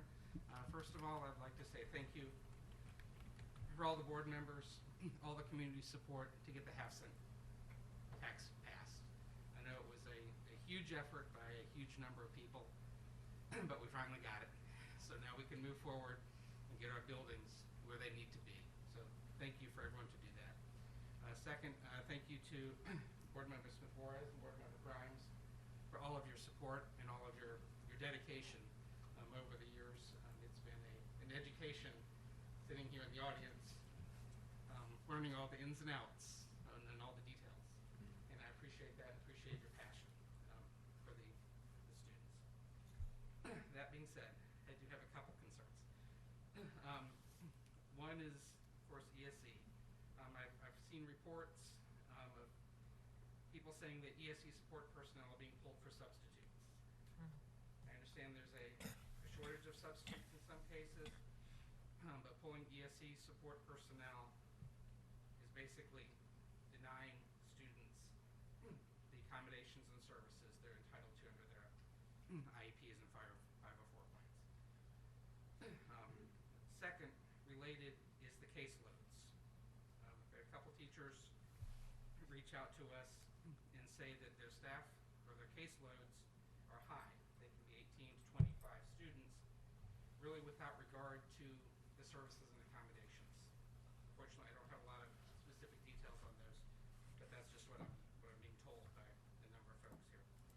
And if you look at 18 to 25 student caseload, that's not a lot of time to service those students, considering some of them are traveling to different classrooms.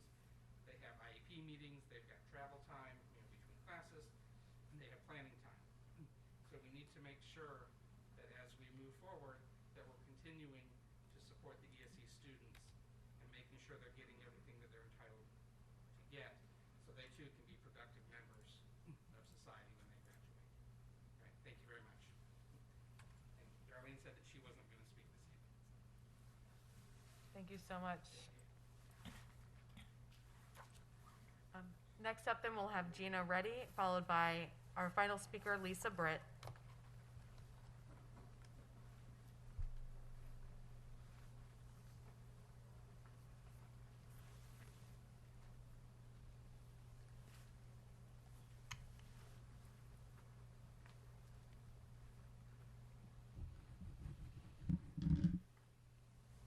Good evening. I'm Gina Reddy. I am an Alamo County parent as well, and that's why I'm here tonight. First off, I guess I would just like to ask, is a charter elementary school allowed to go in across the street from an elementary school that's doing so well? I haven't been able to research a lot, just a little bit, because everyone just found out, but I thought that was allowed in a school area that the school was failing, not succeeding as we are. The traffic impact, I don't know if an impact study has been done for the traffic in that area, but it is quite insane. I've had 4 children go through Alamo County. I have 2 in there now, so I'm there a lot.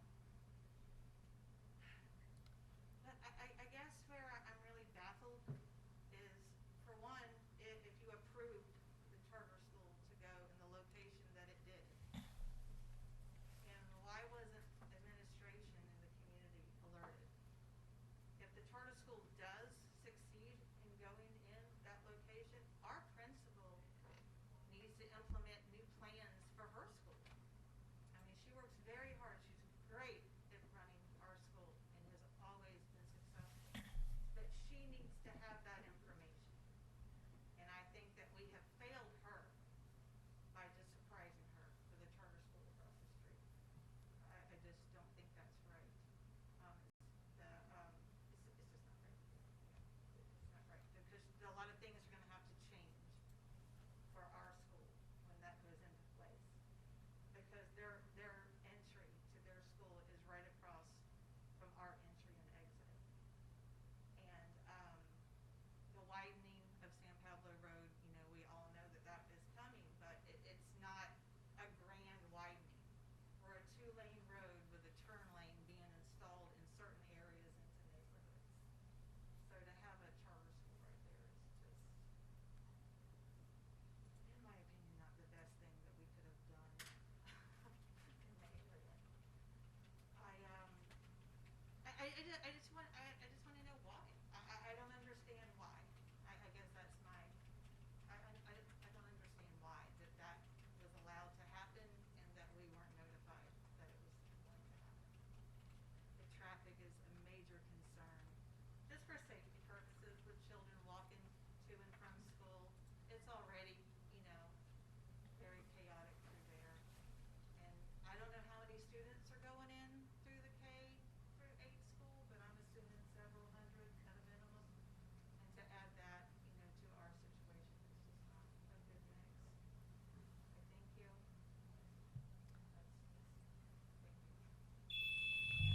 Thank you so much. Our last speaker this evening will be Lisa Britt.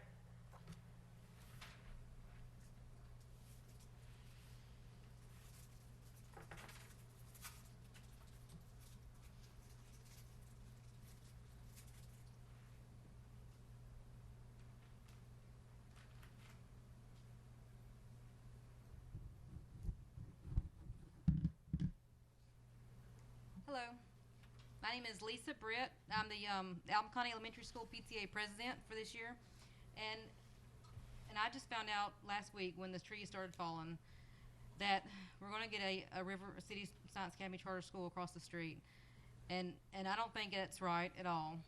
I mean, it's going to impact our school greatly, and it's going to impact the road, the traffic. It's going to impact enrollment, funding, community resources, our school resources. And so how can we get funding to make a brand new charter school right across the street from an A+ 5-star public elementary school, which is in need of repairs? Sometimes we have the AC going out, you know? Sometimes the power goes out. The traffic is a nightmare on already a congested 2-lane road. So why build an elementary school across the street? From what I understand, charter schools are affluent areas to bring up the performance numbers of all charter schools. So it doesn't make any sense to build a charter school directly across the street from an elementary school. And so in doing that, that's going to pull from our enrollment, and then that's going to pull teachers from our school. So it impacts everything about our school, the road, the community. And so just wanted to voice my opinion. Thank you. Thank you. Thank you. Mr. Thank you Chairman. all. Mr. Yes. Chairman, I know we don't typically respond to public comment, but I wonder if, as a point of privilege this evening, we might be able to just articulate, because this isn't the only place. It may be the most proximate place, but it's not the only place where we have charter schools that are within a stone's throw of our public schools. And so I wonder if we couldn't just quickly have Ms. Chastain walk through the authorization process and what we actually have authority to approve or deny as a board. Okay, I think that's appropriate. Ms. Chastain, if you don't mind. Certainly. Good evening, and I apologize because my back is to the constituents who took the time to come to public comment and speak on this issue. The charter school statute is amended many times by the legislature year after year, and it's very lengthy. But where we are now with the charter school statute is when an application is filed, the applicant does not need to locate a facility. They don't need to tell us exactly where they're going. In this case, we had a very broad range, east of 295 and I think north of Beach Boulevard. And then, according to the standard contract adopted by the State Board of Education in compliance with the statute, the charter school simply notifies the school board once a facility is located. Even if the specific location had been identified in the application, the school board, because of the way that the statute is written, does not have a legally defensible grounds to deny an application, even if the application says that the charter school will be located across the street from a district school, whether it's high performing or not. There's simply no discretion that the legislature has given school boards with respect to this matter. Some of the comments related to, I think, concerns that would be addressed over at City Hall as far as traffic planning and things like that. The charter school statute also addresses that and took away local control from counties and cities with respect to zoning and traffic permitting and things like that. So the school board's hands are tied, as well as, in this case, the city of Jacksonville's hands are tied. So I think these are concerns that counties and cities have brought forward to the legislature with respect to land use and planning and site planning. And certainly concerns that school boards have brought to the legislature, their attention with respect to the process by which charter schools are located within school districts. So I would encourage the constituents to contact their legislators and express their concerns, because school boards have been doing it, cities and counties have been doing it, and maybe another voice to this question would be helpful. And I say those comments by looking at my clients, the elected officials. I'm saying it for them. So unless anyone has any questions, those conclude my remarks. Ms. Smith, Juarez, Ms. Chastain took the words out of my mouth. The only thing I was going to add, because as legal counsel, often she doesn't, and I appreciate it, is please express your concerns to the state legislature, because that's really where the power rests for this. Thank you for that. Yeah. It's my last meeting. I'm going to break the rules. We give you a little latitude. Vice Chair Anderson. I will just say also, I have been in touch with Principal Stalls, and she and I are going to coordinate a meeting for the stakeholders to come together so that we can have this conversation. So just stay tuned. I'll get you a date, and we'll be able to have further conversation about how this works. Okay. Thank you. We allowed outgoing board members to break the rules this time. Comments from parent organizations. Mr. Hawk, Michael Hawk, I don't see him. Is he here tonight? From the District Advisory Council Chairperson, I don't see Mr. Hawk. Teresa Rogers, PTA. Thank you.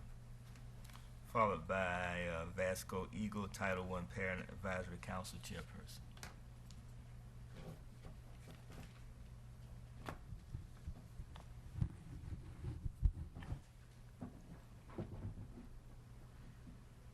Good evening, Chairperson Jones, school board members, Dr. Green, I'm Teresa Rogers, President of the Duval County Council of PTAs and PTSAs, sharing on behalf of DCC PTA. First of all, I just want to say DCC PTA is so thrilled that the half-penny referendum passed and that our community demonstrated that it values our children in public education. The Reflections Art program is in full swing, and we will be excited to see how many students and how many different schools participate in this year's program. We will host an evening program presented by a doctor from Wolfson Children's Hospital on COVID-19 in children.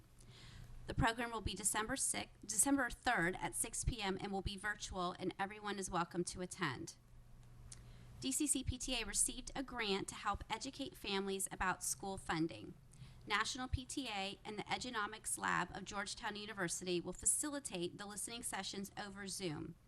The goal of the sessions will be to show parents how to access and interpret public data and how to advocate for reasonable change. The listening sessions will begin this week. And lastly, I would like to add the thanks of the DCC PTA for the service of board members Cheryl Grimes and Ashley Smith Juarez, including the many times they came and spoke at our general meetings, answering questions of our membership, taught at our Student Leadership Academy, and so much more. From the bottom of our hearts, we sincerely thank you. Thanks. Thank you, Ms. Rogers. Vasco Eagle, Aaron Hutchison.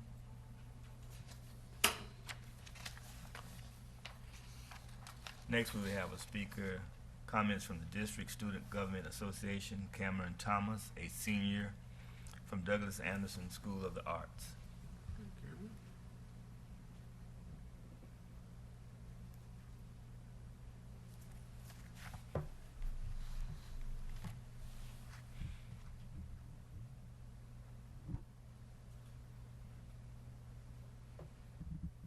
Good evening, Chairman Warren Jones, honorable school board members, and Superintendent Dr. Diana Green. My name is Cameron Thomas, and I am currently a senior at Douglas Anderson School of the Arts, where I major in musical theater. And I am proud to say that in the fall, I will be attending Texas State University to pursue my BFA in musical theater.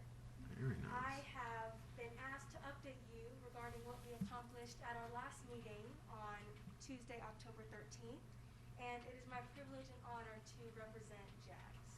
At our most recent meeting, the highlighted topic was implicit bias.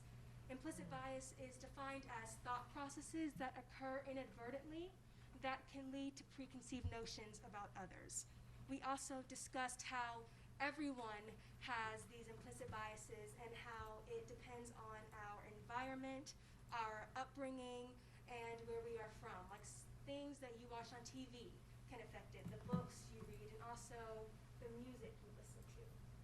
We can combat these implicit biases by regularly exposing ourselves to those who are from different cultures and backgrounds, those who have different beliefs and value systems, and those who have different likes and interests than us. This then led to the topic of blind spot bias. Blind spot bias is when we think we are perfectly objective, but we don't recognize and realize the biases that we may harbor. We then discussed and differentiated between overt racism and implicit bias. Implicit bias is subconscious, while overt racism is usually purposeful. During the meeting, we also participated in a series of activities that helped us deepen our understanding of implicit bias and made us aware of our own implicit biases. The one activity that stood out to me the most was when we were handed a sheet of paper with a list of words on it, and our task was to write down the word that first came to mind when we saw the word on a piece of paper in 1 minute. And I caught myself trying to filter out the thoughts that first came to mind, but then I realized that that was the whole point of the activity. I quickly became aware of my own implicit biases, and the whole experience was very enlightening. So as we left the meeting, our objective was to share this newfound knowledge with our peers and our faculty within our various schools.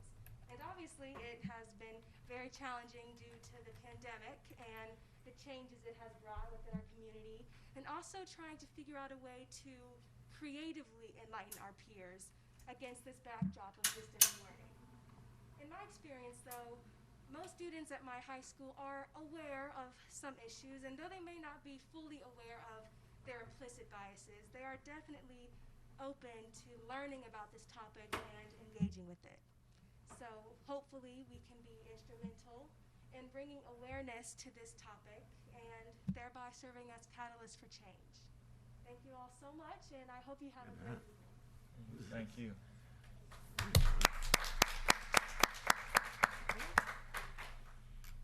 The future is bright. Yeah, future. That's DCPS at its best. Thank you, Ms. Thomas, for that. We really appreciate it. Thank you and good evening. Comments from employee organizations. Terry Brady, President DTU. Ms. Brady, is she here? Oh, there she is. She'll be followed by Elton Brown. Here. I don't see him. Good evening. Good evening, Ms. Brady. Mr. Chairman, Madam Superintendent, and members of the board, thank you very much again for giving us the ability to speak tonight. But before I get started, I'd like a point of personal privilege. I'm sorry that Ms. Grimes left, but to Ashley Smith Juarez and Ms. Grimes, we develop relationships through the work that we do and through the passion that we share. And you and Cheryl, Ashley, and I'm going to say Ashley and whatever, and Cheryl, share such passion and commitment and dedication to the men and women that I represent in my organization. It's about fairness and it's about equity, and it always has been. It has amazed me the level that you have stepped up with your keen sense of knowledge and your expertise in areas from the budget to desegregation to busing to fairness and equity and just good old-fashioned common sense that all of our children deserve the best. And that's what it's all about, is all of our children deserve the best. I'm going to miss seeing you at workshops. I'm going to miss seeing you walking the halls of Tallahassee as a lobbyist, maybe one day in another capacity, just saying.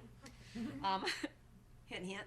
I have truly, truly been inspired to work collaboratively with you as you serve on this board for the last 8 years.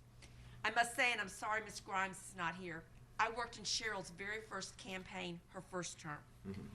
And I went through those years where we actually had to go to golf courses to get certain board members off the golf course to get them to school board meetings to take crucial votes on issues. I guess you call those the good old days, Mr. Chairman. And Ms. Grimes always had that level of commitment and sacrifice and dedication also to the students and to the employees and to everyone in this district. She'd have to come back after 16 years, take a break, and come back and serve again. So I wish her well. She is a dear friend, and I wish her Godspeed in anything she pursues coming up soon. So thank you for the point of personal privilege, and you will be missed. But we have great new school board members coming on board, and they're going to hit the ground running, but thank you very much. I, too, have to make something. This has been a very politically refreshing week. Is that politically correct? Yeah. Politically refreshing week.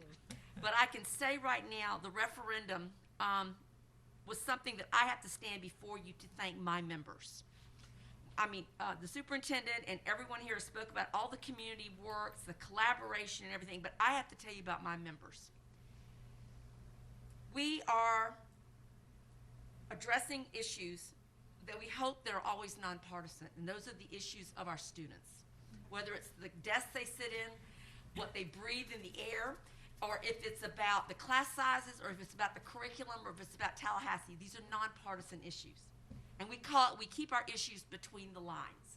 And those between the line issues are very easy. If they don't directly affect our employees or our students, everything else becomes external. And those are secondary issues. We've had so many issues between the lines, we have not even come close to addressing those secondary issues.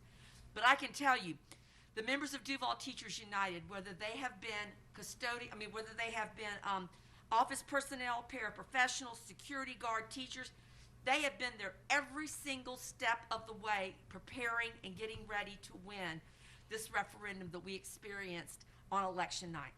I have to thank them for coming in the pouring down rain all day on a Saturday to actually untie and bundle yard signs for our pickup for our constituencies. There were so many blue Union Proud shirts on. The firefighters, I think, were a little jealous, but it's okay. They should be. And I couldn't thank them more. We sent out a call for 16, and we ended up having over 60 that were there all day. And it was hot then and raining. I want to tell you that DTU, we distributed over 4,325 yard signs, and sometimes we tried to obey the school board policy to the best of our ability, Ms. Chastain, to the very best of our ability. Sometimes we got a little excited, and we tried to roll it back a little. We had sign waivers. We had our precinct workers. We had our retiree chapter actually went in and helped with the supervisor of elections office because he needed people to work the polls because we didn't have enough poll workers. We had our retirees and others that went on street corners and waved signs, and we actually did a series of over 10,000 hustle phone calls the weekend before early voting started to get people to vote, turn the page, look down at the ballot. We were very explicit on how we do this. I'm so proud of the men and women that we represent and their commitment, because they know firsthand what needs to be done in our schools, and they know firsthand in their heart, in every fiber of their being, what our students deserve. And that's a high quality structure for their students to learn and to participate in and to grow every single day. So I have to tell you, and I'm very proud of my state and 2 national organizations for their financial contributions in helping us get this referendum passed.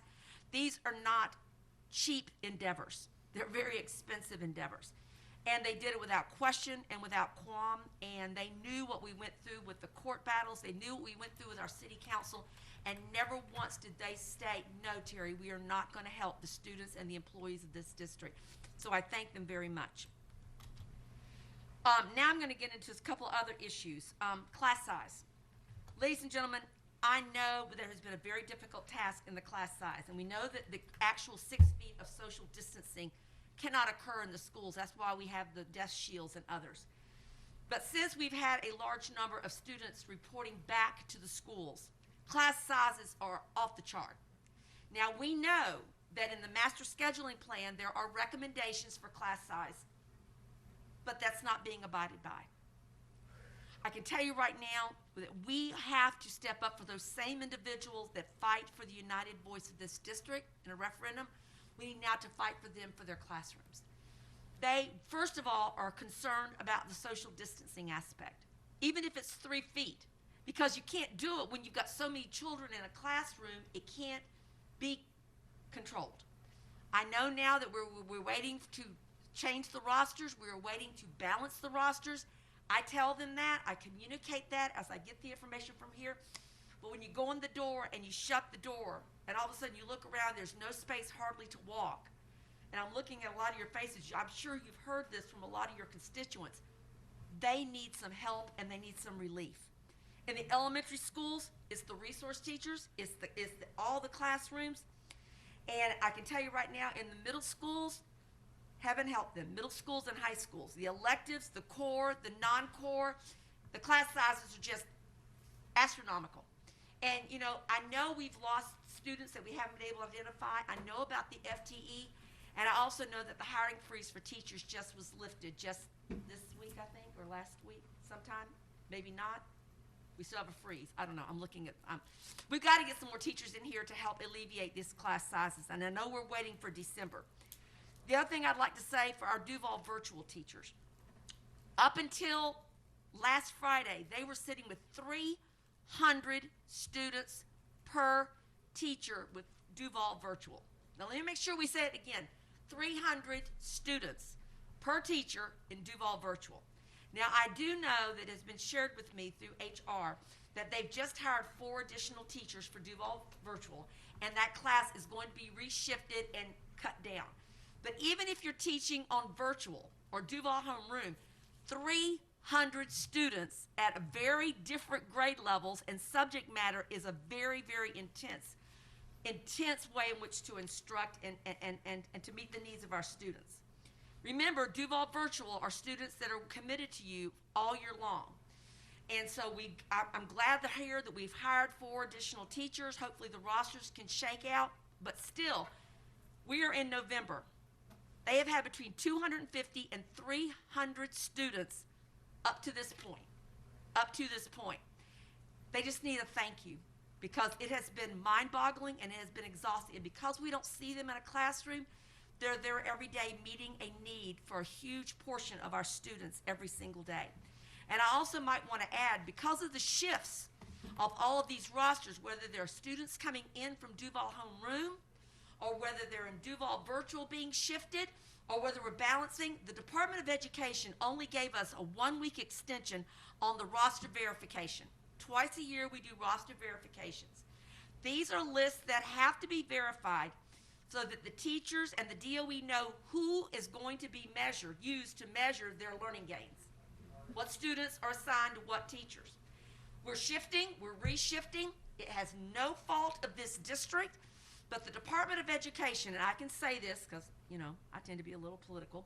The Department of Education, just a little bit.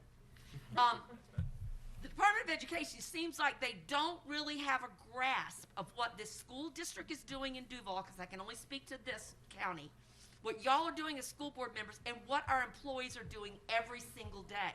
As far as children coming in and going out, but yet their pay and their evaluations are going to be contingent upon who's on those class rosters. Now, we can amend it, as you well know, in the winter, after winter break. But still, you still got to be accountable for those students coming in. Department of Education gave this county 1-week extension to get those rosters verified and to get them in. We know they're not accurate because we're still trying to balance classes. We're still searching for additional students, and we're trying to make it work. So all I can say is, let's give them a little leeway, continue to be their voice, and just show our employees that they are appreciated, because what these men and women are doing every day, just like they did on the referendum, every day they're in these schools. They're putting their health and their lives on the line for the students and for this community, and we need to give them a huge thank you. The last, but by no means least, is cleanliness. Heavens to Betsy. I see signs in front of every single school. I was at a middle school today. If you want to come be a custodian, you get paid this much money and apply here, because we know there's a huge shortage. But we've had, even in the elementary schools, class changes for reading and math of what they do based on subject area. The agreement we had was we were going to have the rooms cleaned and sanitized in between those shifts, and they weren't going to be passing in the hallways, like high-five and everything. Well, when you don't have enough custodial staff, guess who ends up doing the sanitation? The teachers in between everything else they're doing right now. And it gets done sometimes, and other times it does not. Teachers don't understand why we are continuing to do these class shifts when we don't have the personnel in place in these schools to make sure the students and the employees themselves can stay healthy and safe because of cleanliness and because of sanitation in these classrooms. Y'all, it is truly Dr. Green's word is pivoting. Every day our employees pivot, every day our principals pivot, and every day everybody in this building pivots. But I can tell you, listening to my colleagues around this state, no one has done it better than Duval. I don't need to suck up, I'm just stating a fact. No one has done it better, right? Stating a fact. And I can tell you right now, during the coronavirus epidemic and the pandemic that we had, no one was doing it better than Duval, by no means, in distributing their technology, getting ready to go online with high-level quality of instruction than Duval County. Was it perfect? No. Was there a lot of pivoting and dancing going on? Absolutely. But now, when we return back into our schools, I can tell you right now, speaking to my colleagues, they keep asking me, how did you do it? How did you get going in August? What's going on? I mean, look at your South Florida counties. Look at the I-4 corridor.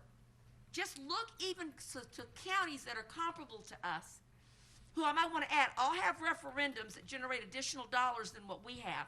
And they're still having difficulty in providing basic things like masks, basic things like hand sanitizer, still to this day. They're out begging for money from the community leaders to buy face shields. Thank heavens that our superintendent and Mr. Soares and others had the vision, with y'all's approval, to buy what we needed early before A, it got confiscated up by all the school districts in the country, and B, we continue to be prepared. It's going to be a long, cold winter. I think that we're going to make some differences. I think we're going to still see some additional changes, but I wanted to bring these issues to you before you tonight because they're still pending, and our employees deserve y'all to be aware of these things. And none of these are not something, they're not new. The superintendent and all the colleagues understand what we're going through. We got to communicate better with the employees to let them know that we hope some relief is coming down the pipe.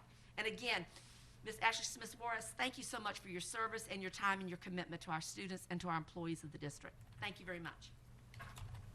Thank you, Ms. Brady. Elton Brown. I don't see Jason Geiger. Ronnie Burris. Chris Stovall. I don't see Chris. Steve Zona. See none of them here. Approval of the minutes. That the Duval County School Board approve the minutes for the meetings listed in the agenda item. September 8th, 2020, Board Workshop. September the 16th, 2020, Policy Handbook Review Committee meeting. September the 28th, 2020, Board Workshop. October the 5th, 2020, Community Meeting, District 5. October the 6th, 2020, Regular Board Meeting. October the 8th, 2020, Community Meeting, District 4. October the 13th, 2020, Auditor Selection Committee Meeting. October the 13th, 2020, Board Workshop. October the 14th, 2020, Community Meeting, District 2. October the 15th, 2020, Community Meeting, District 1. October the 19th, 2020, Community Meeting, District 6. October the 20th, 2020, Board Workshop. October the 26th, 2020, Community Meeting, District 3. October the 29th, 2020, Community Meeting, District 7. I ask for a motion. So moved. Second. Moved by Vice Chair Anderson, second by Board Member Joyce. Any discussion? If not, I call for your vote.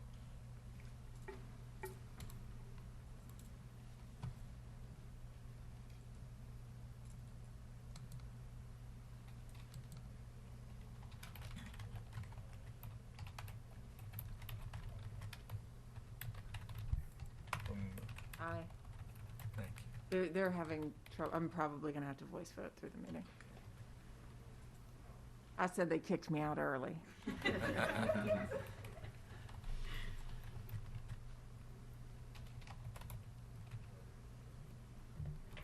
I ask you to approve that item 6-0.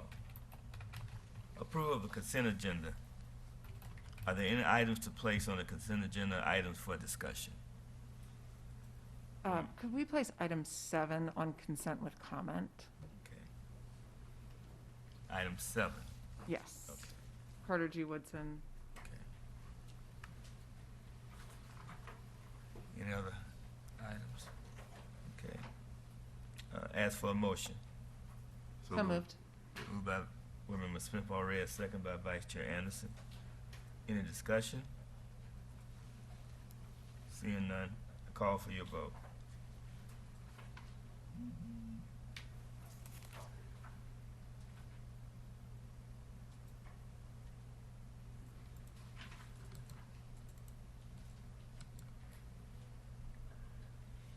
Aye. Smith Juarez votes aye.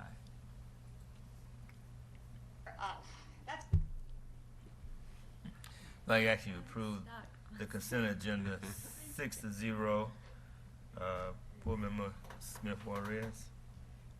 Thank you, Chairman. I know that we have spoken at length about the Carter G. Woodson consolidation into Northwestern Legends, and there were extensive ACE meetings, and the board member has also had continual communication with his community and the school. But I think anytime we are consolidating a school or children are transitioning, that it's important to inform the public of that process, and that we have the opportunity to have on record the lengthy discussion and what has gone into that particular decision. And with this one in particular, this really was an emerging opportunity that the community had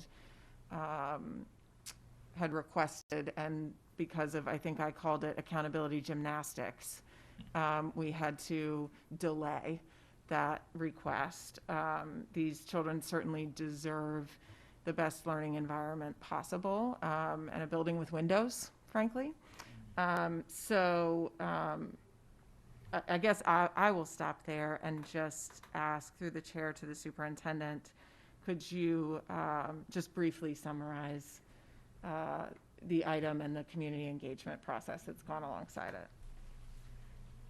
Thank you. Through the chair to Board Member Ms. Smith Juarez.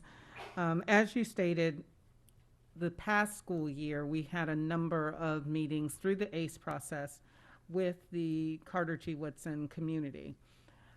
And the board approved an item in the month of June that if Carter G. Woodson made a school grade of C or higher at the end of the 2021, that school would then be able to consolidate into what is now today known as Northwestern Legends Elementary School. In meeting, the team met with the Department of Education, or a representative from the Department of Education. The concern came about that, one, even if we take the FSA, not 100% sure whether school grades, how that's going to work this year, and offered us an opportunity to go before the state board to request that we be allowed to do this transfer now at semester. One, the enrollment at Carter G. Woodson had dropped significantly from last year. Last year, Carter G. Woodson was over 400 students. Today, it is down to 270 students.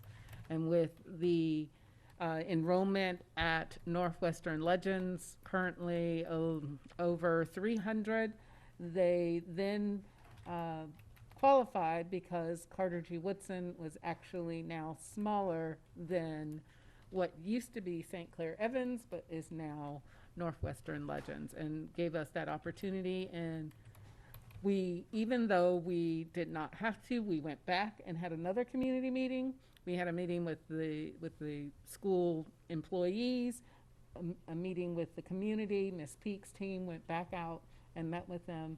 And even the principal, Miss Polydor, came out and spoke to the school and the school employees to ensure that this is still what you want, it's still going to be a smooth transition, and that we would be able to do this to support Carter G. Woodson and Northwestern Legends.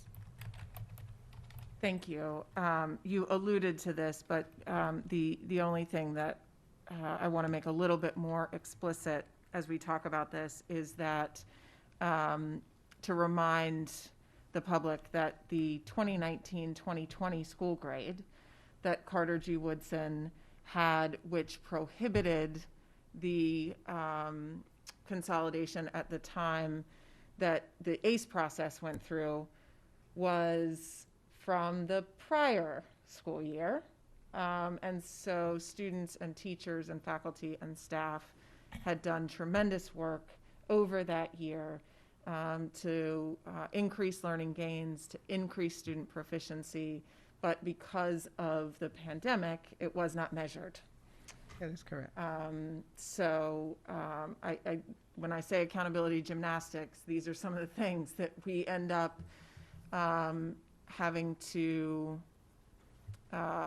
understand from the state rules and then apply that affects our children and student learning. And so I appreciate the superintendent and staff's diligence in both working through some of the accountability issues with the state, as well as continuing to work with the community so that they were well informed of everything that was going on along the way. I certainly don't mean to step on the board member's toes or speak for him, so I'll be quiet and see if anybody else has comments. But I do appreciate the work and the community engagement that has gone into this transition. Yeah, thank you, Board Member Willie. I mean, it's halfway mine. I guess Legends is in my area, and we kind of share. And this is kind of more of a delayed transition based on what happened with the ACE committee. And folks were actually really excited about the transition over to Northwestern, and it couldn't happen because of accountability gymnastics, so to speak. So I know that Polydor's done a fantastic job, and we have an updated facility that has space. So we want to move our folks into that. So I think it's a good move. It's a timely move, and I know the superintendent has done a good job of talking to parents as well as the staff, just on making sure they know what their options are as they move into the winter. So I appreciate you bringing that up. Yeah, and I think some of the parents had already chosen to enroll the students in Northwestern Legend because they had an option, because it was a higher school. I don't think we were not prevented from moving them, but we didn't want to move them in because with the number of students they had, that grade would have transitioned to the new school, and we didn't want to open a new school as a F school. So I think the parents are, from what I've heard, comfortable with the decision we made and look forward to moving to the new facility. Thank you for bringing that. Any other questions? All right. Thank you.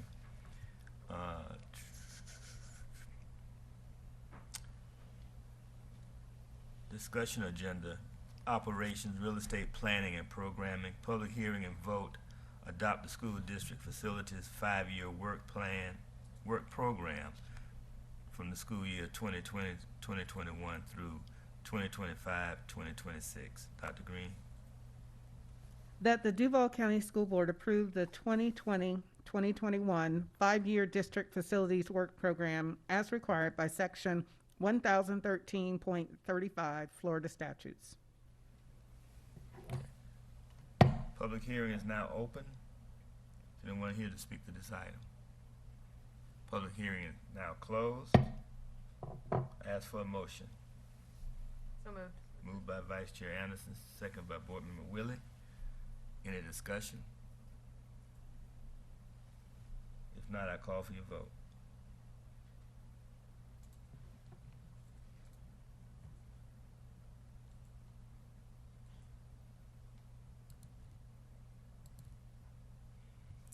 Juarez is yes.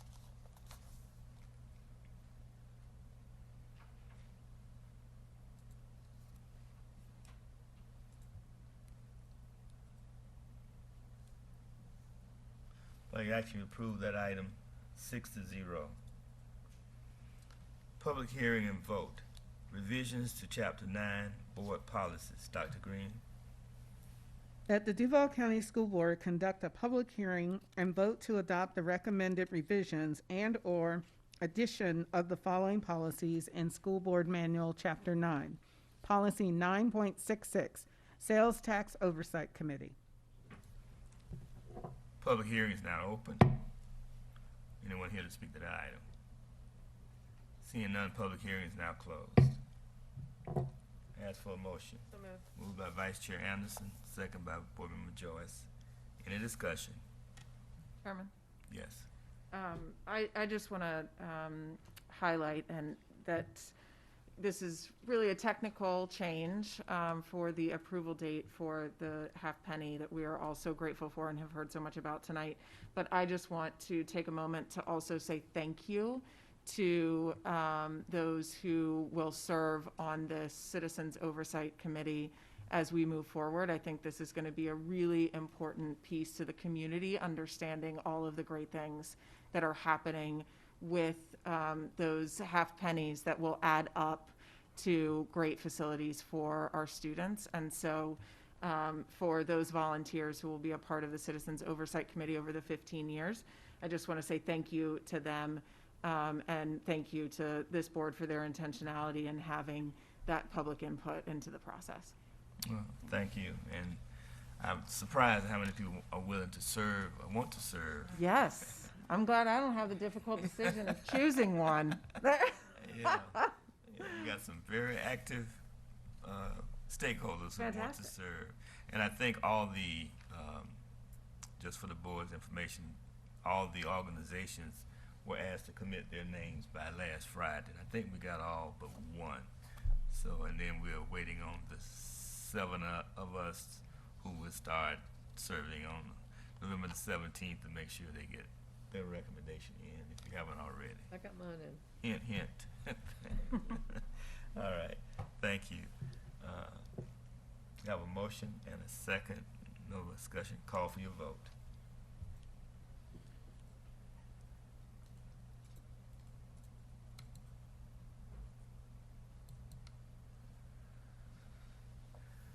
Aye.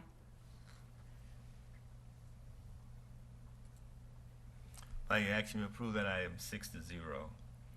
Public hearing and vote. Revisions to Chapter 4 Board Policies. Dr. Green. That the Duval County School Board conduct a public hearing and vote to adopt the recommended revisions and/or addition of the following policies in School Board Manual, Chapter 4. Number 1, Policy 4.10, the curriculum. Number 2, Policy 4.12, exceptional student education.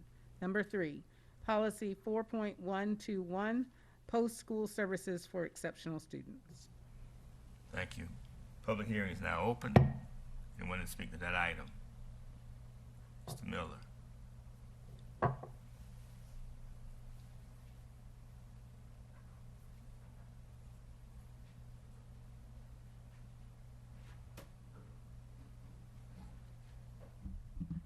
evening again. My name is Tim Miller. I've got a few minor comments on this. On 4.12, on Section 4, it talks about parents should be informed about the services that are available and appropriate. We need to add something in there about parent education, because they need to understand the process. Not just what the services and the accommodations are, but they need to understand the process.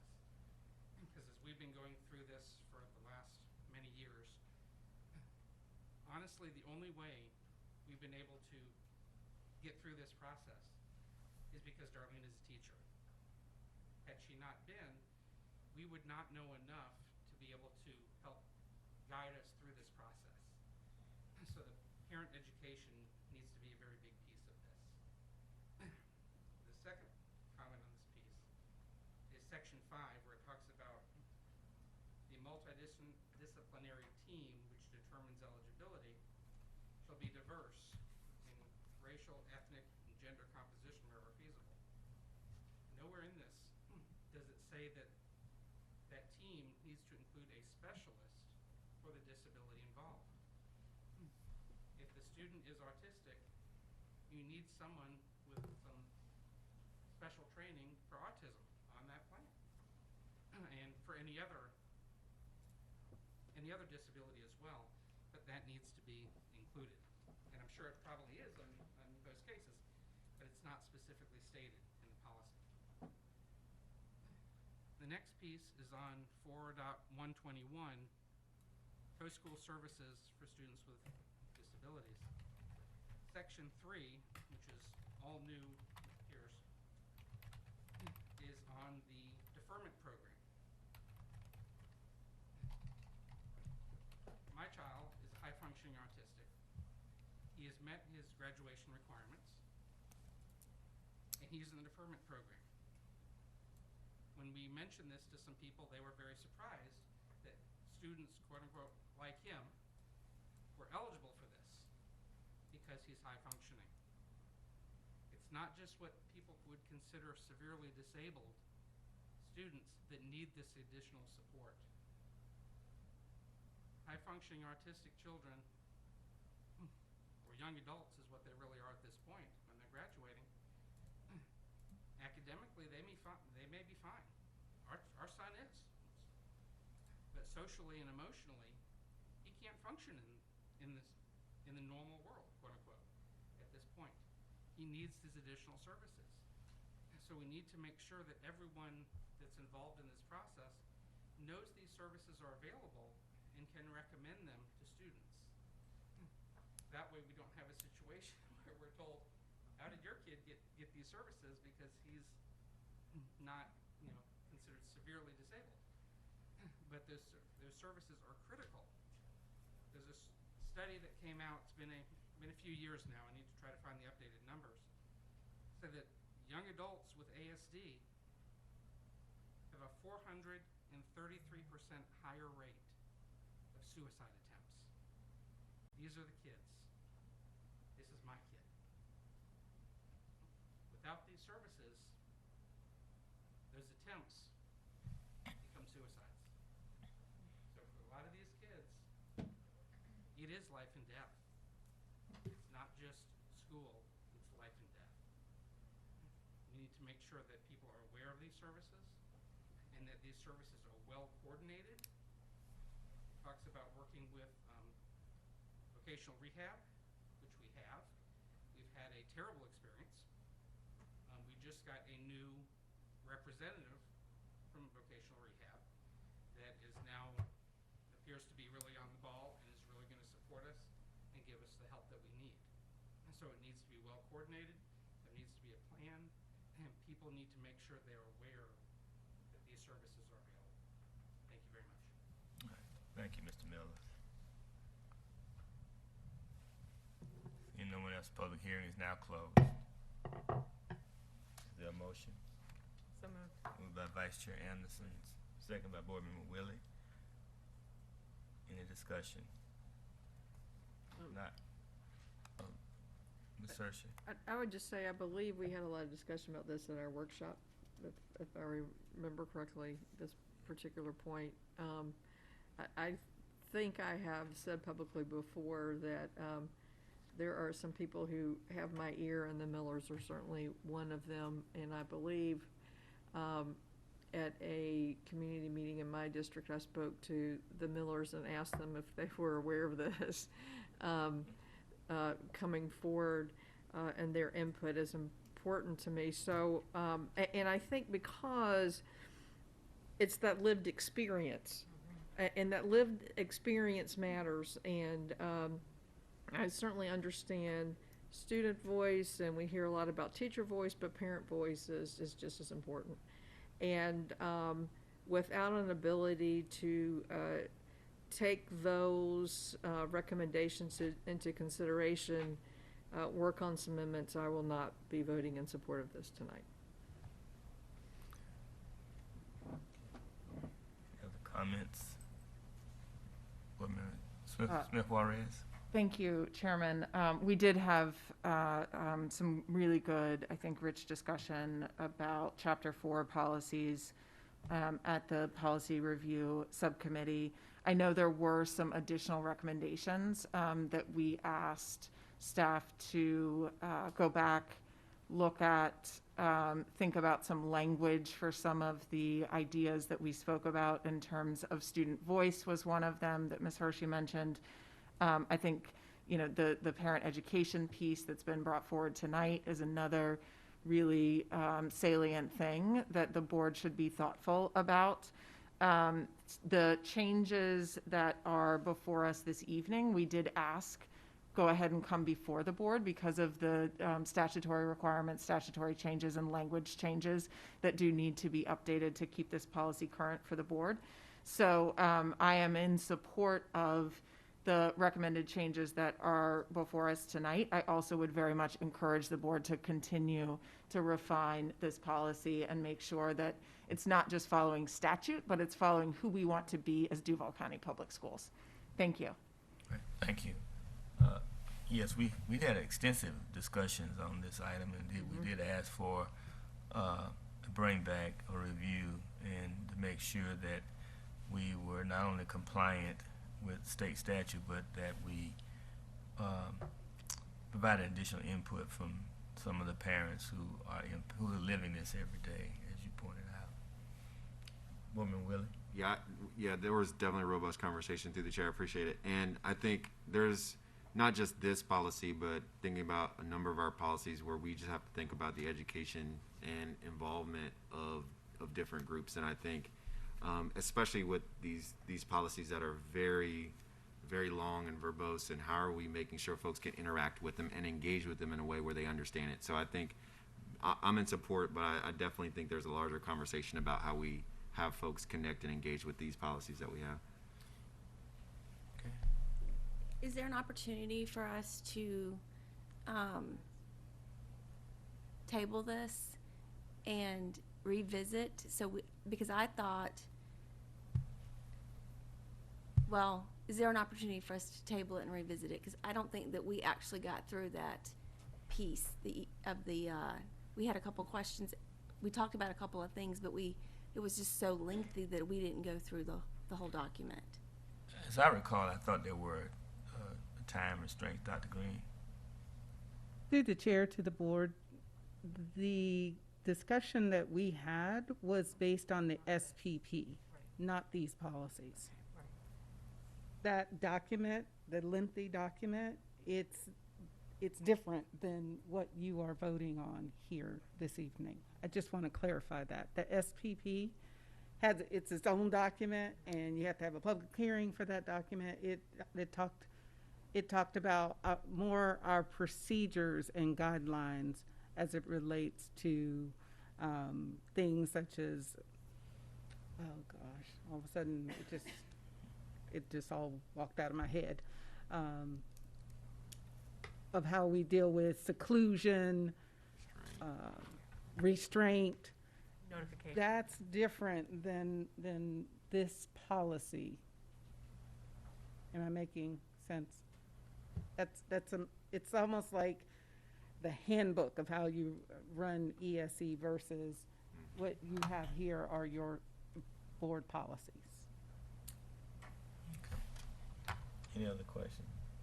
Comments? I was just clarifying. Right. When we said we had rich discussion, I think that's what the discussion was around that particular document, and not what we're voting on.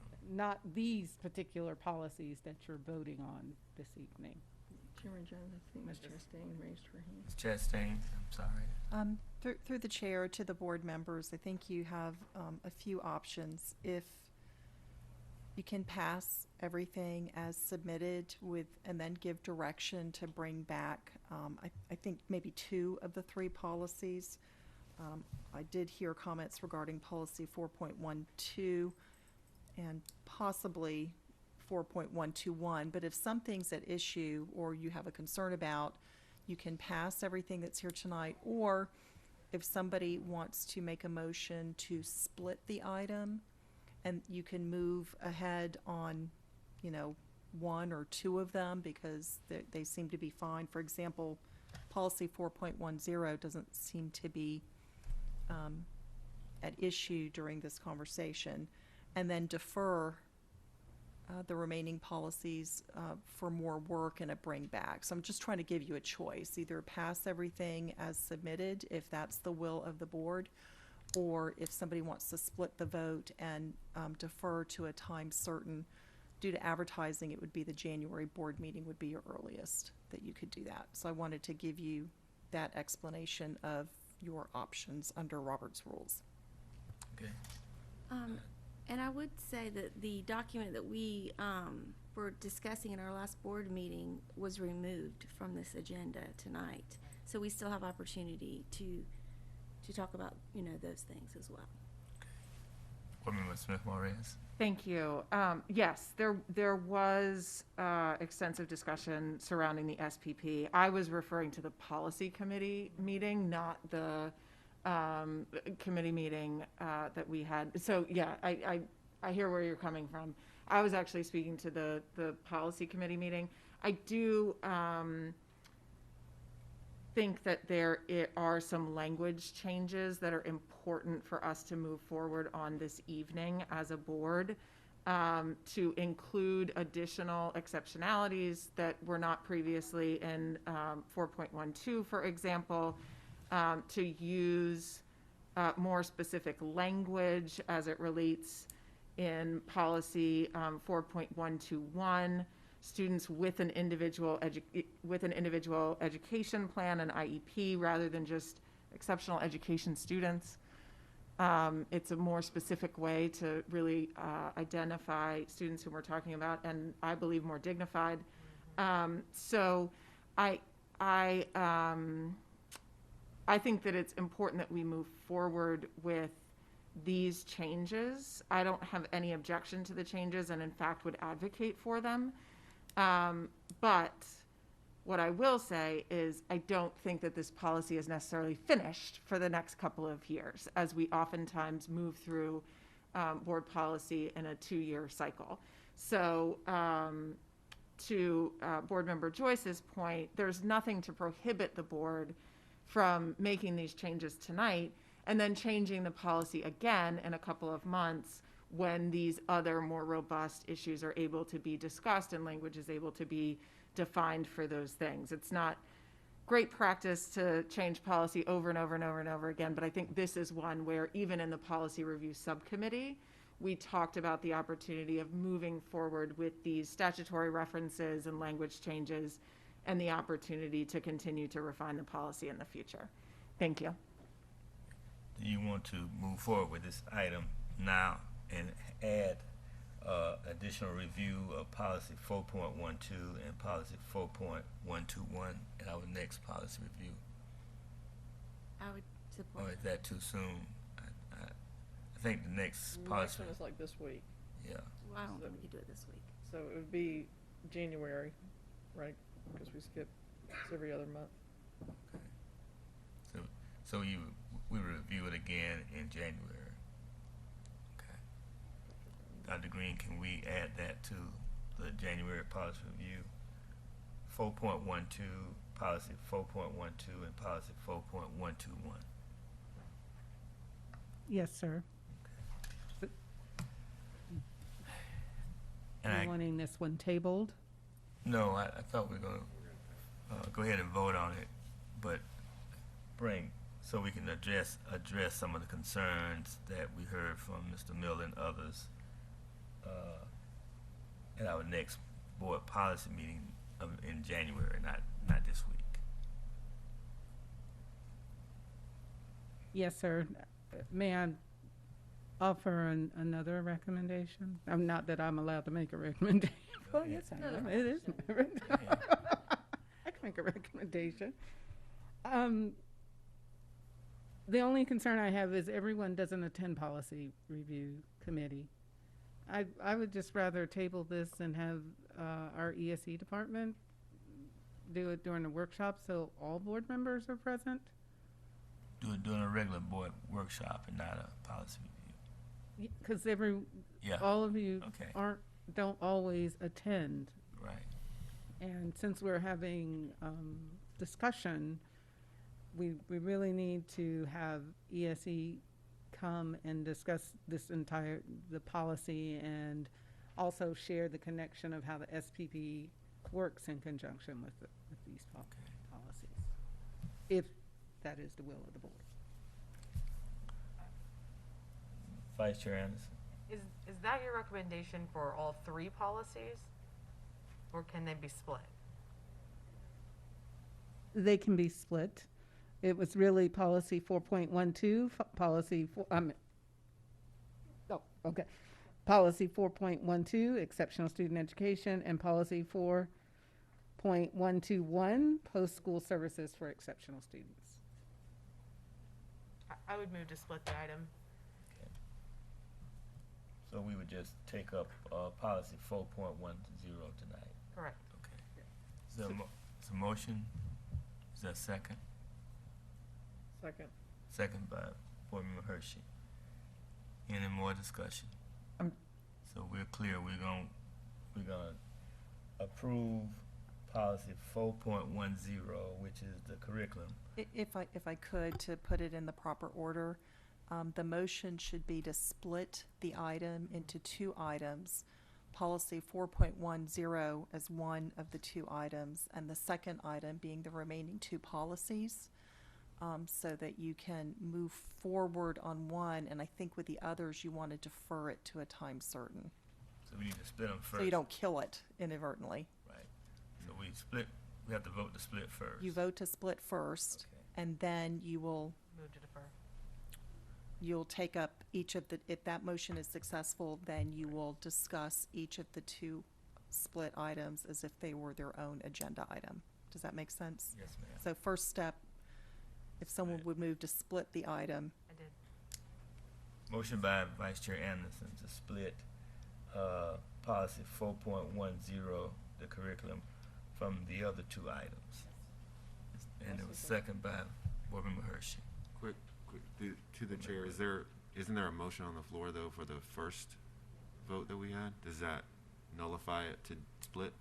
It through the chair to Board Member Willie, it's a form of an amendment. Got it. So if this would amend the main motion where all three items are travel as one, if that answers your question. Yes.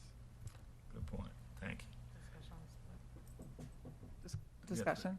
Board Member Smith Juarez. I'm just curious, does anyone have an objection to the language that's in front of us tonight for policy 4.12 or 4.121?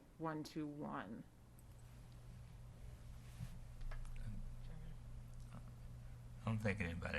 It's sort of, I guess it's open-ended to. It's not. I don't think there's an objection to the language. They just felt like it's not complete. I would just say I like the idea of having a more robust conversation in the context of ESE services. So I like being able to bring it all together and look at what we can offer. I also was not able to make notes quickly enough as Mr. Miller spoke. So I think that there is room for us to consider as a board to continue to be very thoughtful and thorough in the language that we have in policy and in our other documents related to students with disabilities. So it's not that I would oppose the language that's presented here, but perhaps there's room for a fuller conversation if the superintendent is willing to add that to a workshop. So I guess without hearing any objection from board members to the language that's before us tonight, I am confused as to why we would not move forward with what is before us this evening. The board can have a discussion and make additional changes to the policies moving forward, but to not pass these this evening will mean that policy 4.12, exceptional student education, will continue not to directly apply to dual sensory impaired students or gifted students, to not move forward with the changes that are before us this evening will continue to have section 6 of that policy refer to the wrong policy. So policy 2.19 rather than policy 2.16. So we could have a cross-reference issue there. To not move forward with the recommended changes this evening will mean that policy 4.121 will continue to refer to post-school services for exceptional students instead of students with disabilities. That I'm actually kind of okay with. But it will also continue to refer to students who may need post-school services from the Department of Health and Rehabilitative Services rather than the Division of Vocational Rehabilitation, so that individuals who may be looking to access these things might be pointed in the wrong direction. You know, I won't belabor the point, but sort of these updates had a purpose and have a function within how we are servicing our students with IEPs. And so I would again really encourage the board, if there is no objection to these changes, that we move forward with what is in front of us tonight. Even the section that Mr. Miller referred to in terms of really understanding who is eligible and how they are eligible for continuing services, those types of things. So a couple of months is not a long time to adapt a policy, but I do think that there's an opportunity to get some things right in this policy tonight, or in these 3 policies tonight, and for the board to continue to work to improve the policies in the future. So I am happy to divide the item or not, but I'm going to be voting in favor of passing all 3 policies. Okay, thank you. Any other discussion, comments? Okay. Alderman Willie? Yeah, through the chair. I think we could easily go either way because I don't think anyone objected to it, and I just wonder about the timing of when we would actually get to discuss it again is the question, because I know we have some pretty full workshops. So I think, to Board Member Smith-Ward's point, getting it in there and changing it, is there a difference between it? So let's go either way. Yeah, I guess that's my concern too, because if we don't workshop it until December, then you're looking at what, February, before it can be advertised and voted on by the board. So we're looking at an additional, what, 2-3 months before it can be before this body because of the notification process. Okay. So we have a motion and a second to split the 2 items. Split the item into 2, policy 4.10, the curriculum, and the other 2 items. Do we have to put it on the machine, do we? Through the chair, you don't have to put it on the machine, but I'm looking at the board office to see if they've queued up the amendment. Right now, I have motion to split policy 4.10 from policies 4.12 and 4.121. And then after that, I have a motion to defer policies 4.12 and 4. No, Ms. Sparrow, no, it's just the first item. Okay. Yes, ma'am. No deferral yet. The only item on the floor is to split. The split, yes. But if we are voting in favor of approving all 3 items, then it wouldn't need to be split. Right. So if you want to vote to approve all 3 items, then you would vote against the split. Okay. All those in favor of the amendment to split the 2 items, signify by raising your hand. I think we have a vote. Pardon? Electronics. Okay, so, okay. I call for your vote.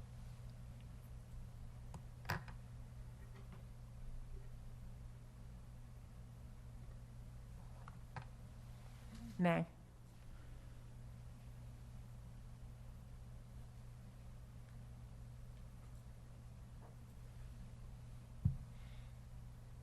We got 1 opposed. No, it hasn't dropped down yet. I've been there before.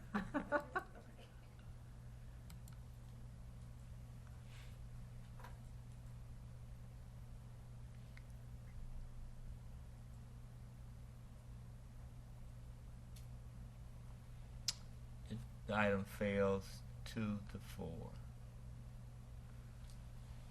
So So, now Ms. we, so to the board, you're back to the original Original. motion. which be to approve all 3 items. Yes, sir. And that, we already had a motion and a second on that. Yes, sir. So it's any further discussion and then a vote. Any more discussion? Seeing none, I call for your vote.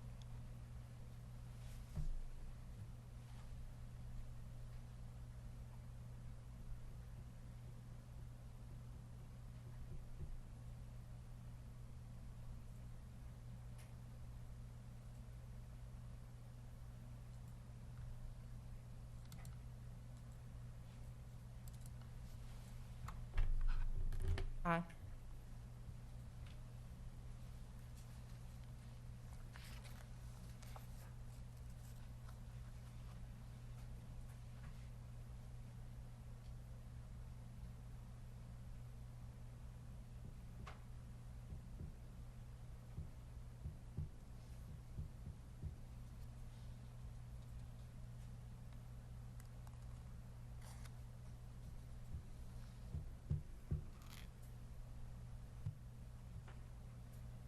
You approve the item 5-1.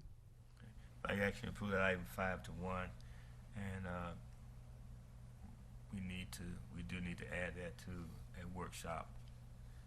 Those 2 items, that exceptional student education and post-school services for exceptional students, where we can do a comprehensive review of that, those 2 items. Thank you. Okay, no board travel, no superintendent travel. For the record, let's start with Smith Juarez. Well, I had the opportunity to say a couple of things earlier this evening.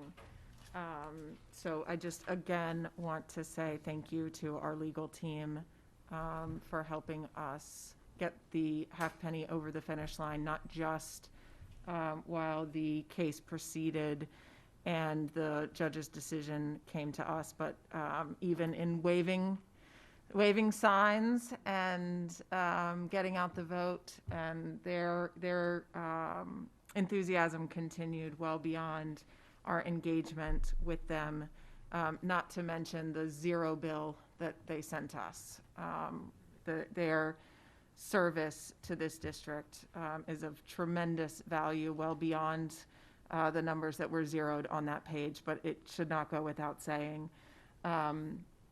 So want to absolutely say thank you for that. I had 3 or 4 things on my list, and I have to tell you my mind has gone blank. If Terry Brady is a little bit political, I am only a little long-winded. So I will leave it there and say thank you to the board, to my constituents, to an unbelievable staff, that if I began to call the names of all of the individuals who have done just unbelievable work for students in the time that I have served on the board, and who have assisted me in my service in ways that went above and beyond, from the superintendent taking those 18 phone calls as Dorian was barreling toward us, and again when the pandemic started, to just again, if I started to name all of the things and all of the ways that staff have stepped up, I would miss too many, but cannot not say thank you to Ms. Chastain, who has counseled and advised and kept me in check, and just been an outstanding and tremendous resource in all that she has done. And to Kim Miller, who stays as behind the scenes as she can, but again, always committed, always devoted, always informed, and makes us look good as a board. And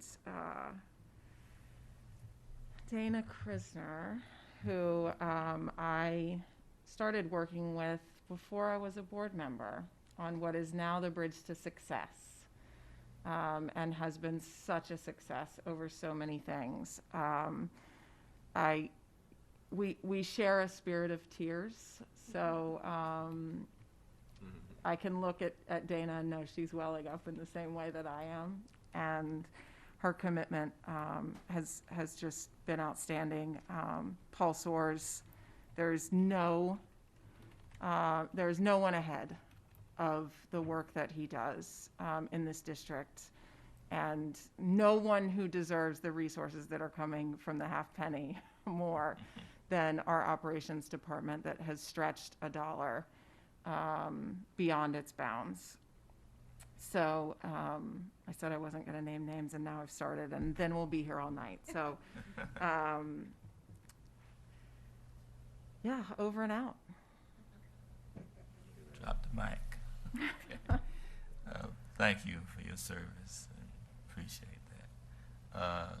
Board Member Joyce. Okay, I'm going to be brief because we have to be back here 9 o'clock in the morning. I do want to recognize Miss Grace Willem. She is the guidance counselor at Mamie Agnes Jones, and she's won the 2020 Florida School Counselor of the Year Award.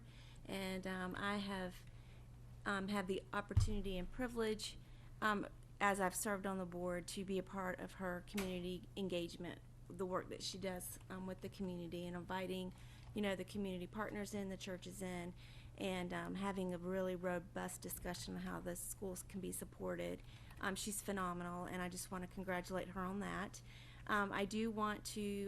I know Baldwin is in a playoff game this weekend, so I want to say go Baldwin Indians, but I also think Lee and Ed White are also in a playoff game as well. Can somebody verify that for me?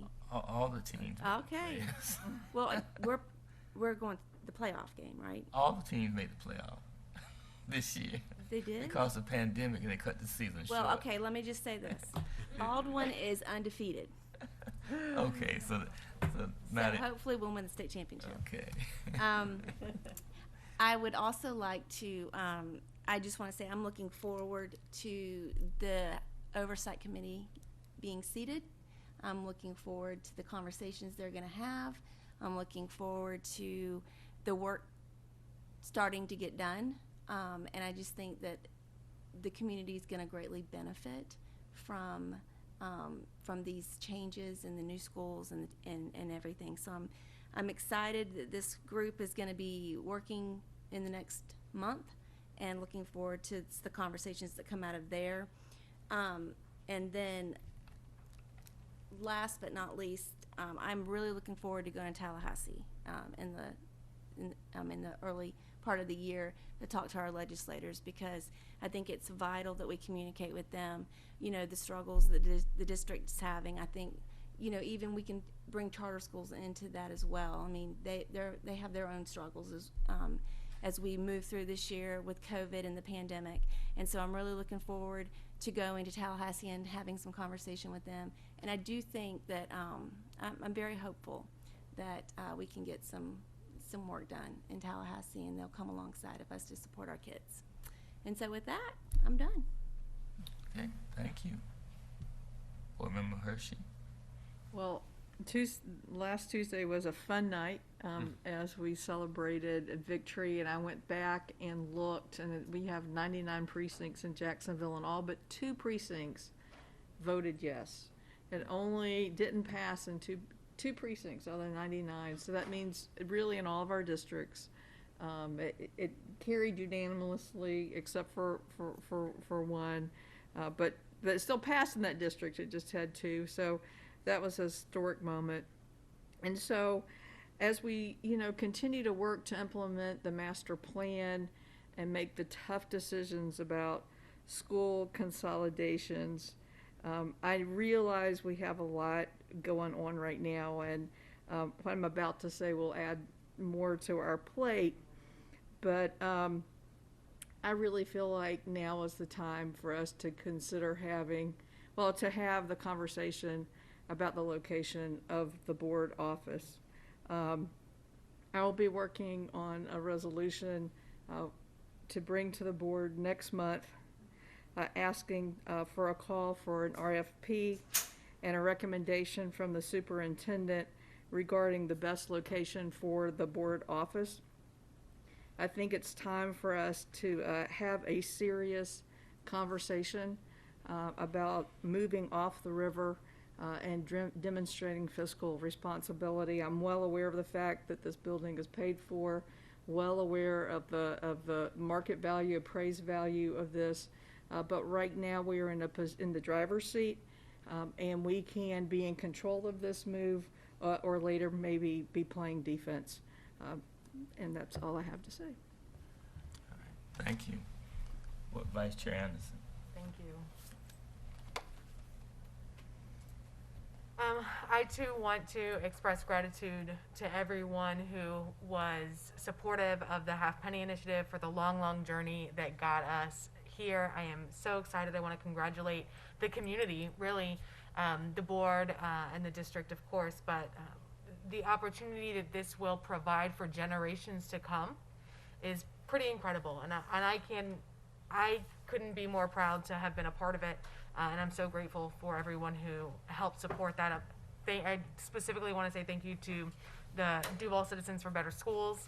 I know that kind of going into this and Chairman Jones chairing that organization, I wasn't really sure what to expect as far as what we would need to do for a campaign, and it just sort of magically unfolded. And so I'm very grateful for their work on that.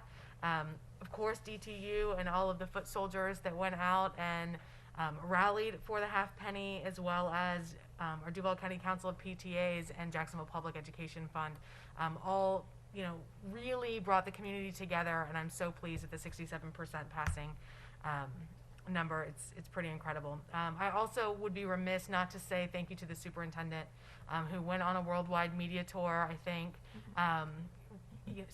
educating the community about facilities, about the lottery, about all of the ways in which our children can benefit from improved facilities, and I can't wait to start to do that work.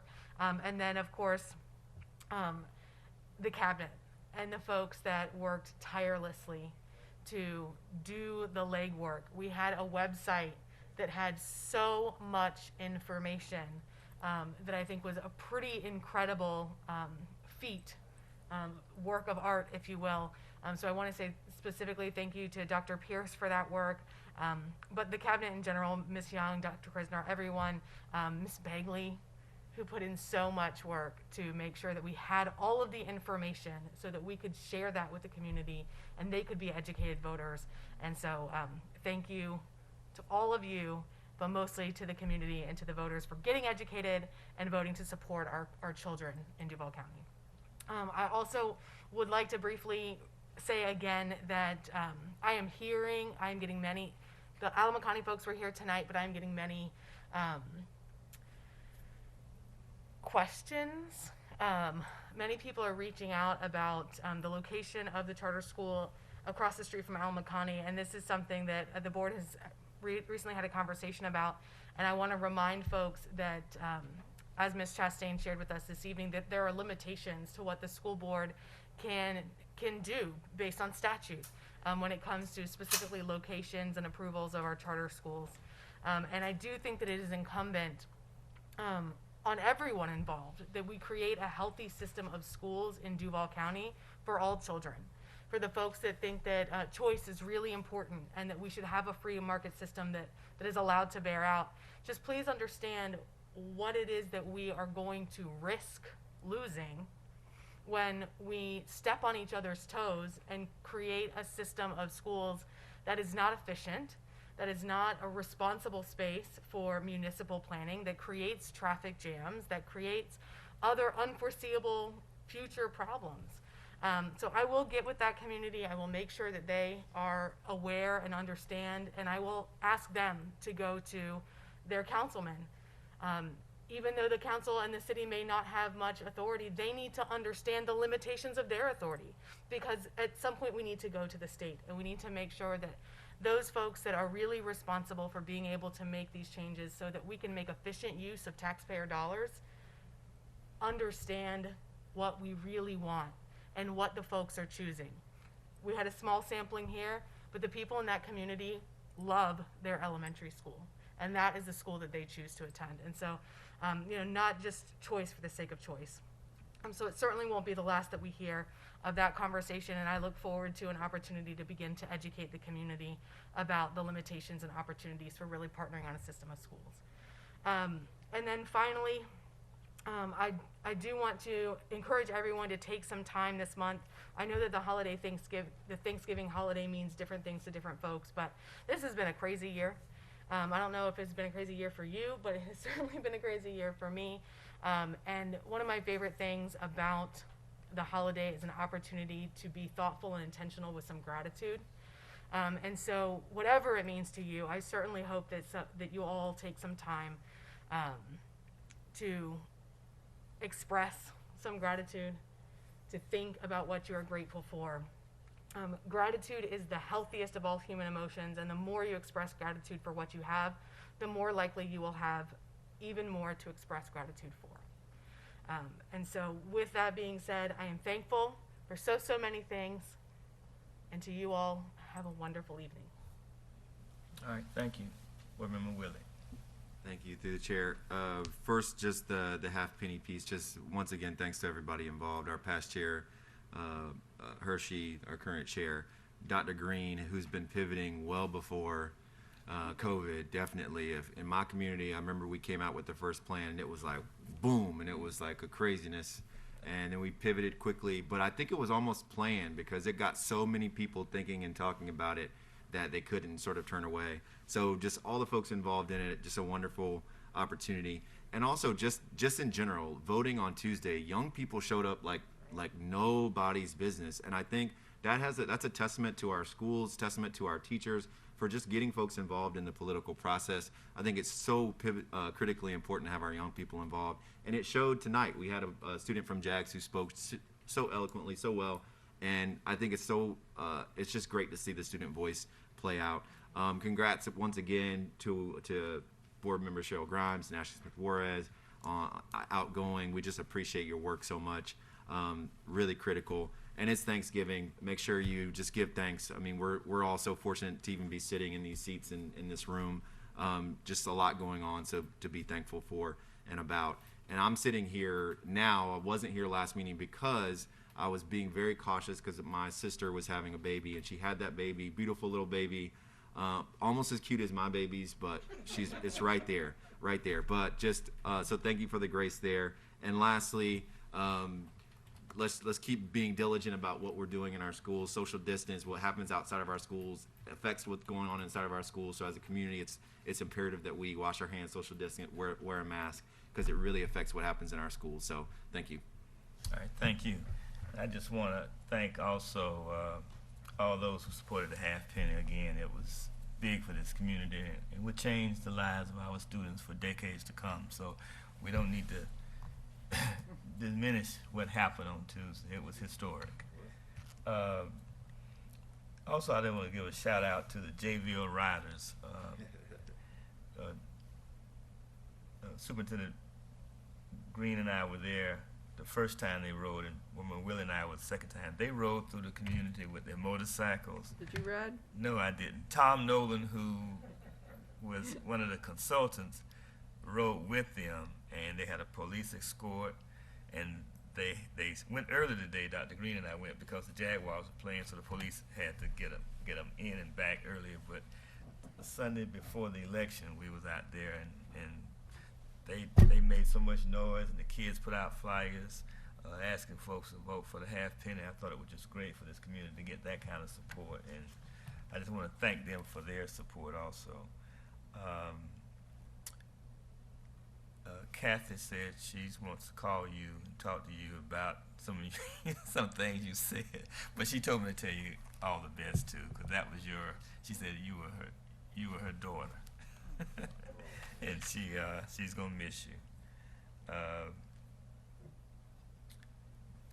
We also toured a computer system on Church Street that's willing to do a pilot program, and hopefully they will set up a way that students can have internet service in certain neighborhoods that really need it. And Mr. Colbert and I had a chance to tour that, and they wanted to partner with the district. So I look forward to that, and hopefully we can partner and work something out where they can do that.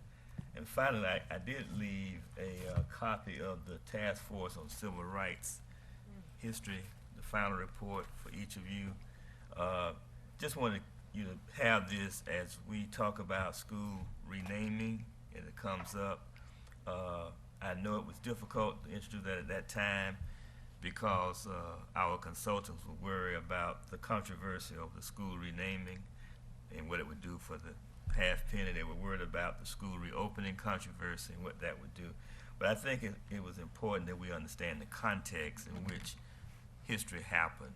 And a lot of if you look at this and study this, just a few pages, you can see where between 1907, when George E. Ross, the last black to serve as elected official in Duval County, was removed from office, to 1967, until Sally Mathis and Mary Singleton was elected to the city council, there were no black elected officials anywhere in Duval County during the entire 60-year period that each of the schools were named. Also, keep in mind that prior to 1967, there was no sunshine law. So you could meet in the shade, cut your deal in a smoke-filled room and come out and vote however you decided to vote. So I think those items need to be a part of the discussion that we have, and going forward, hopefully, we can make some good decisions. I think it's good just to revisit the issue because there were a lot of people who could not vote, and certainly there was not any representation by minority groups on either the city council or the school board.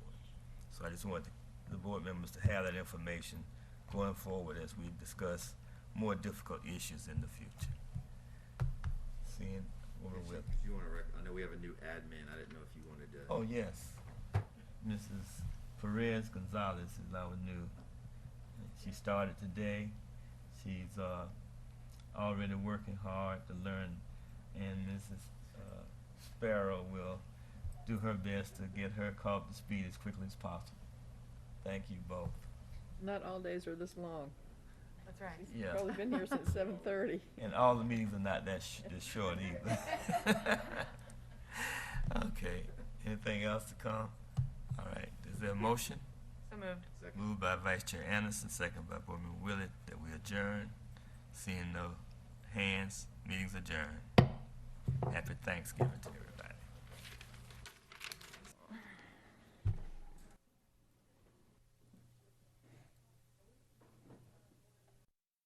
We now join our regularly scheduled program already in progress.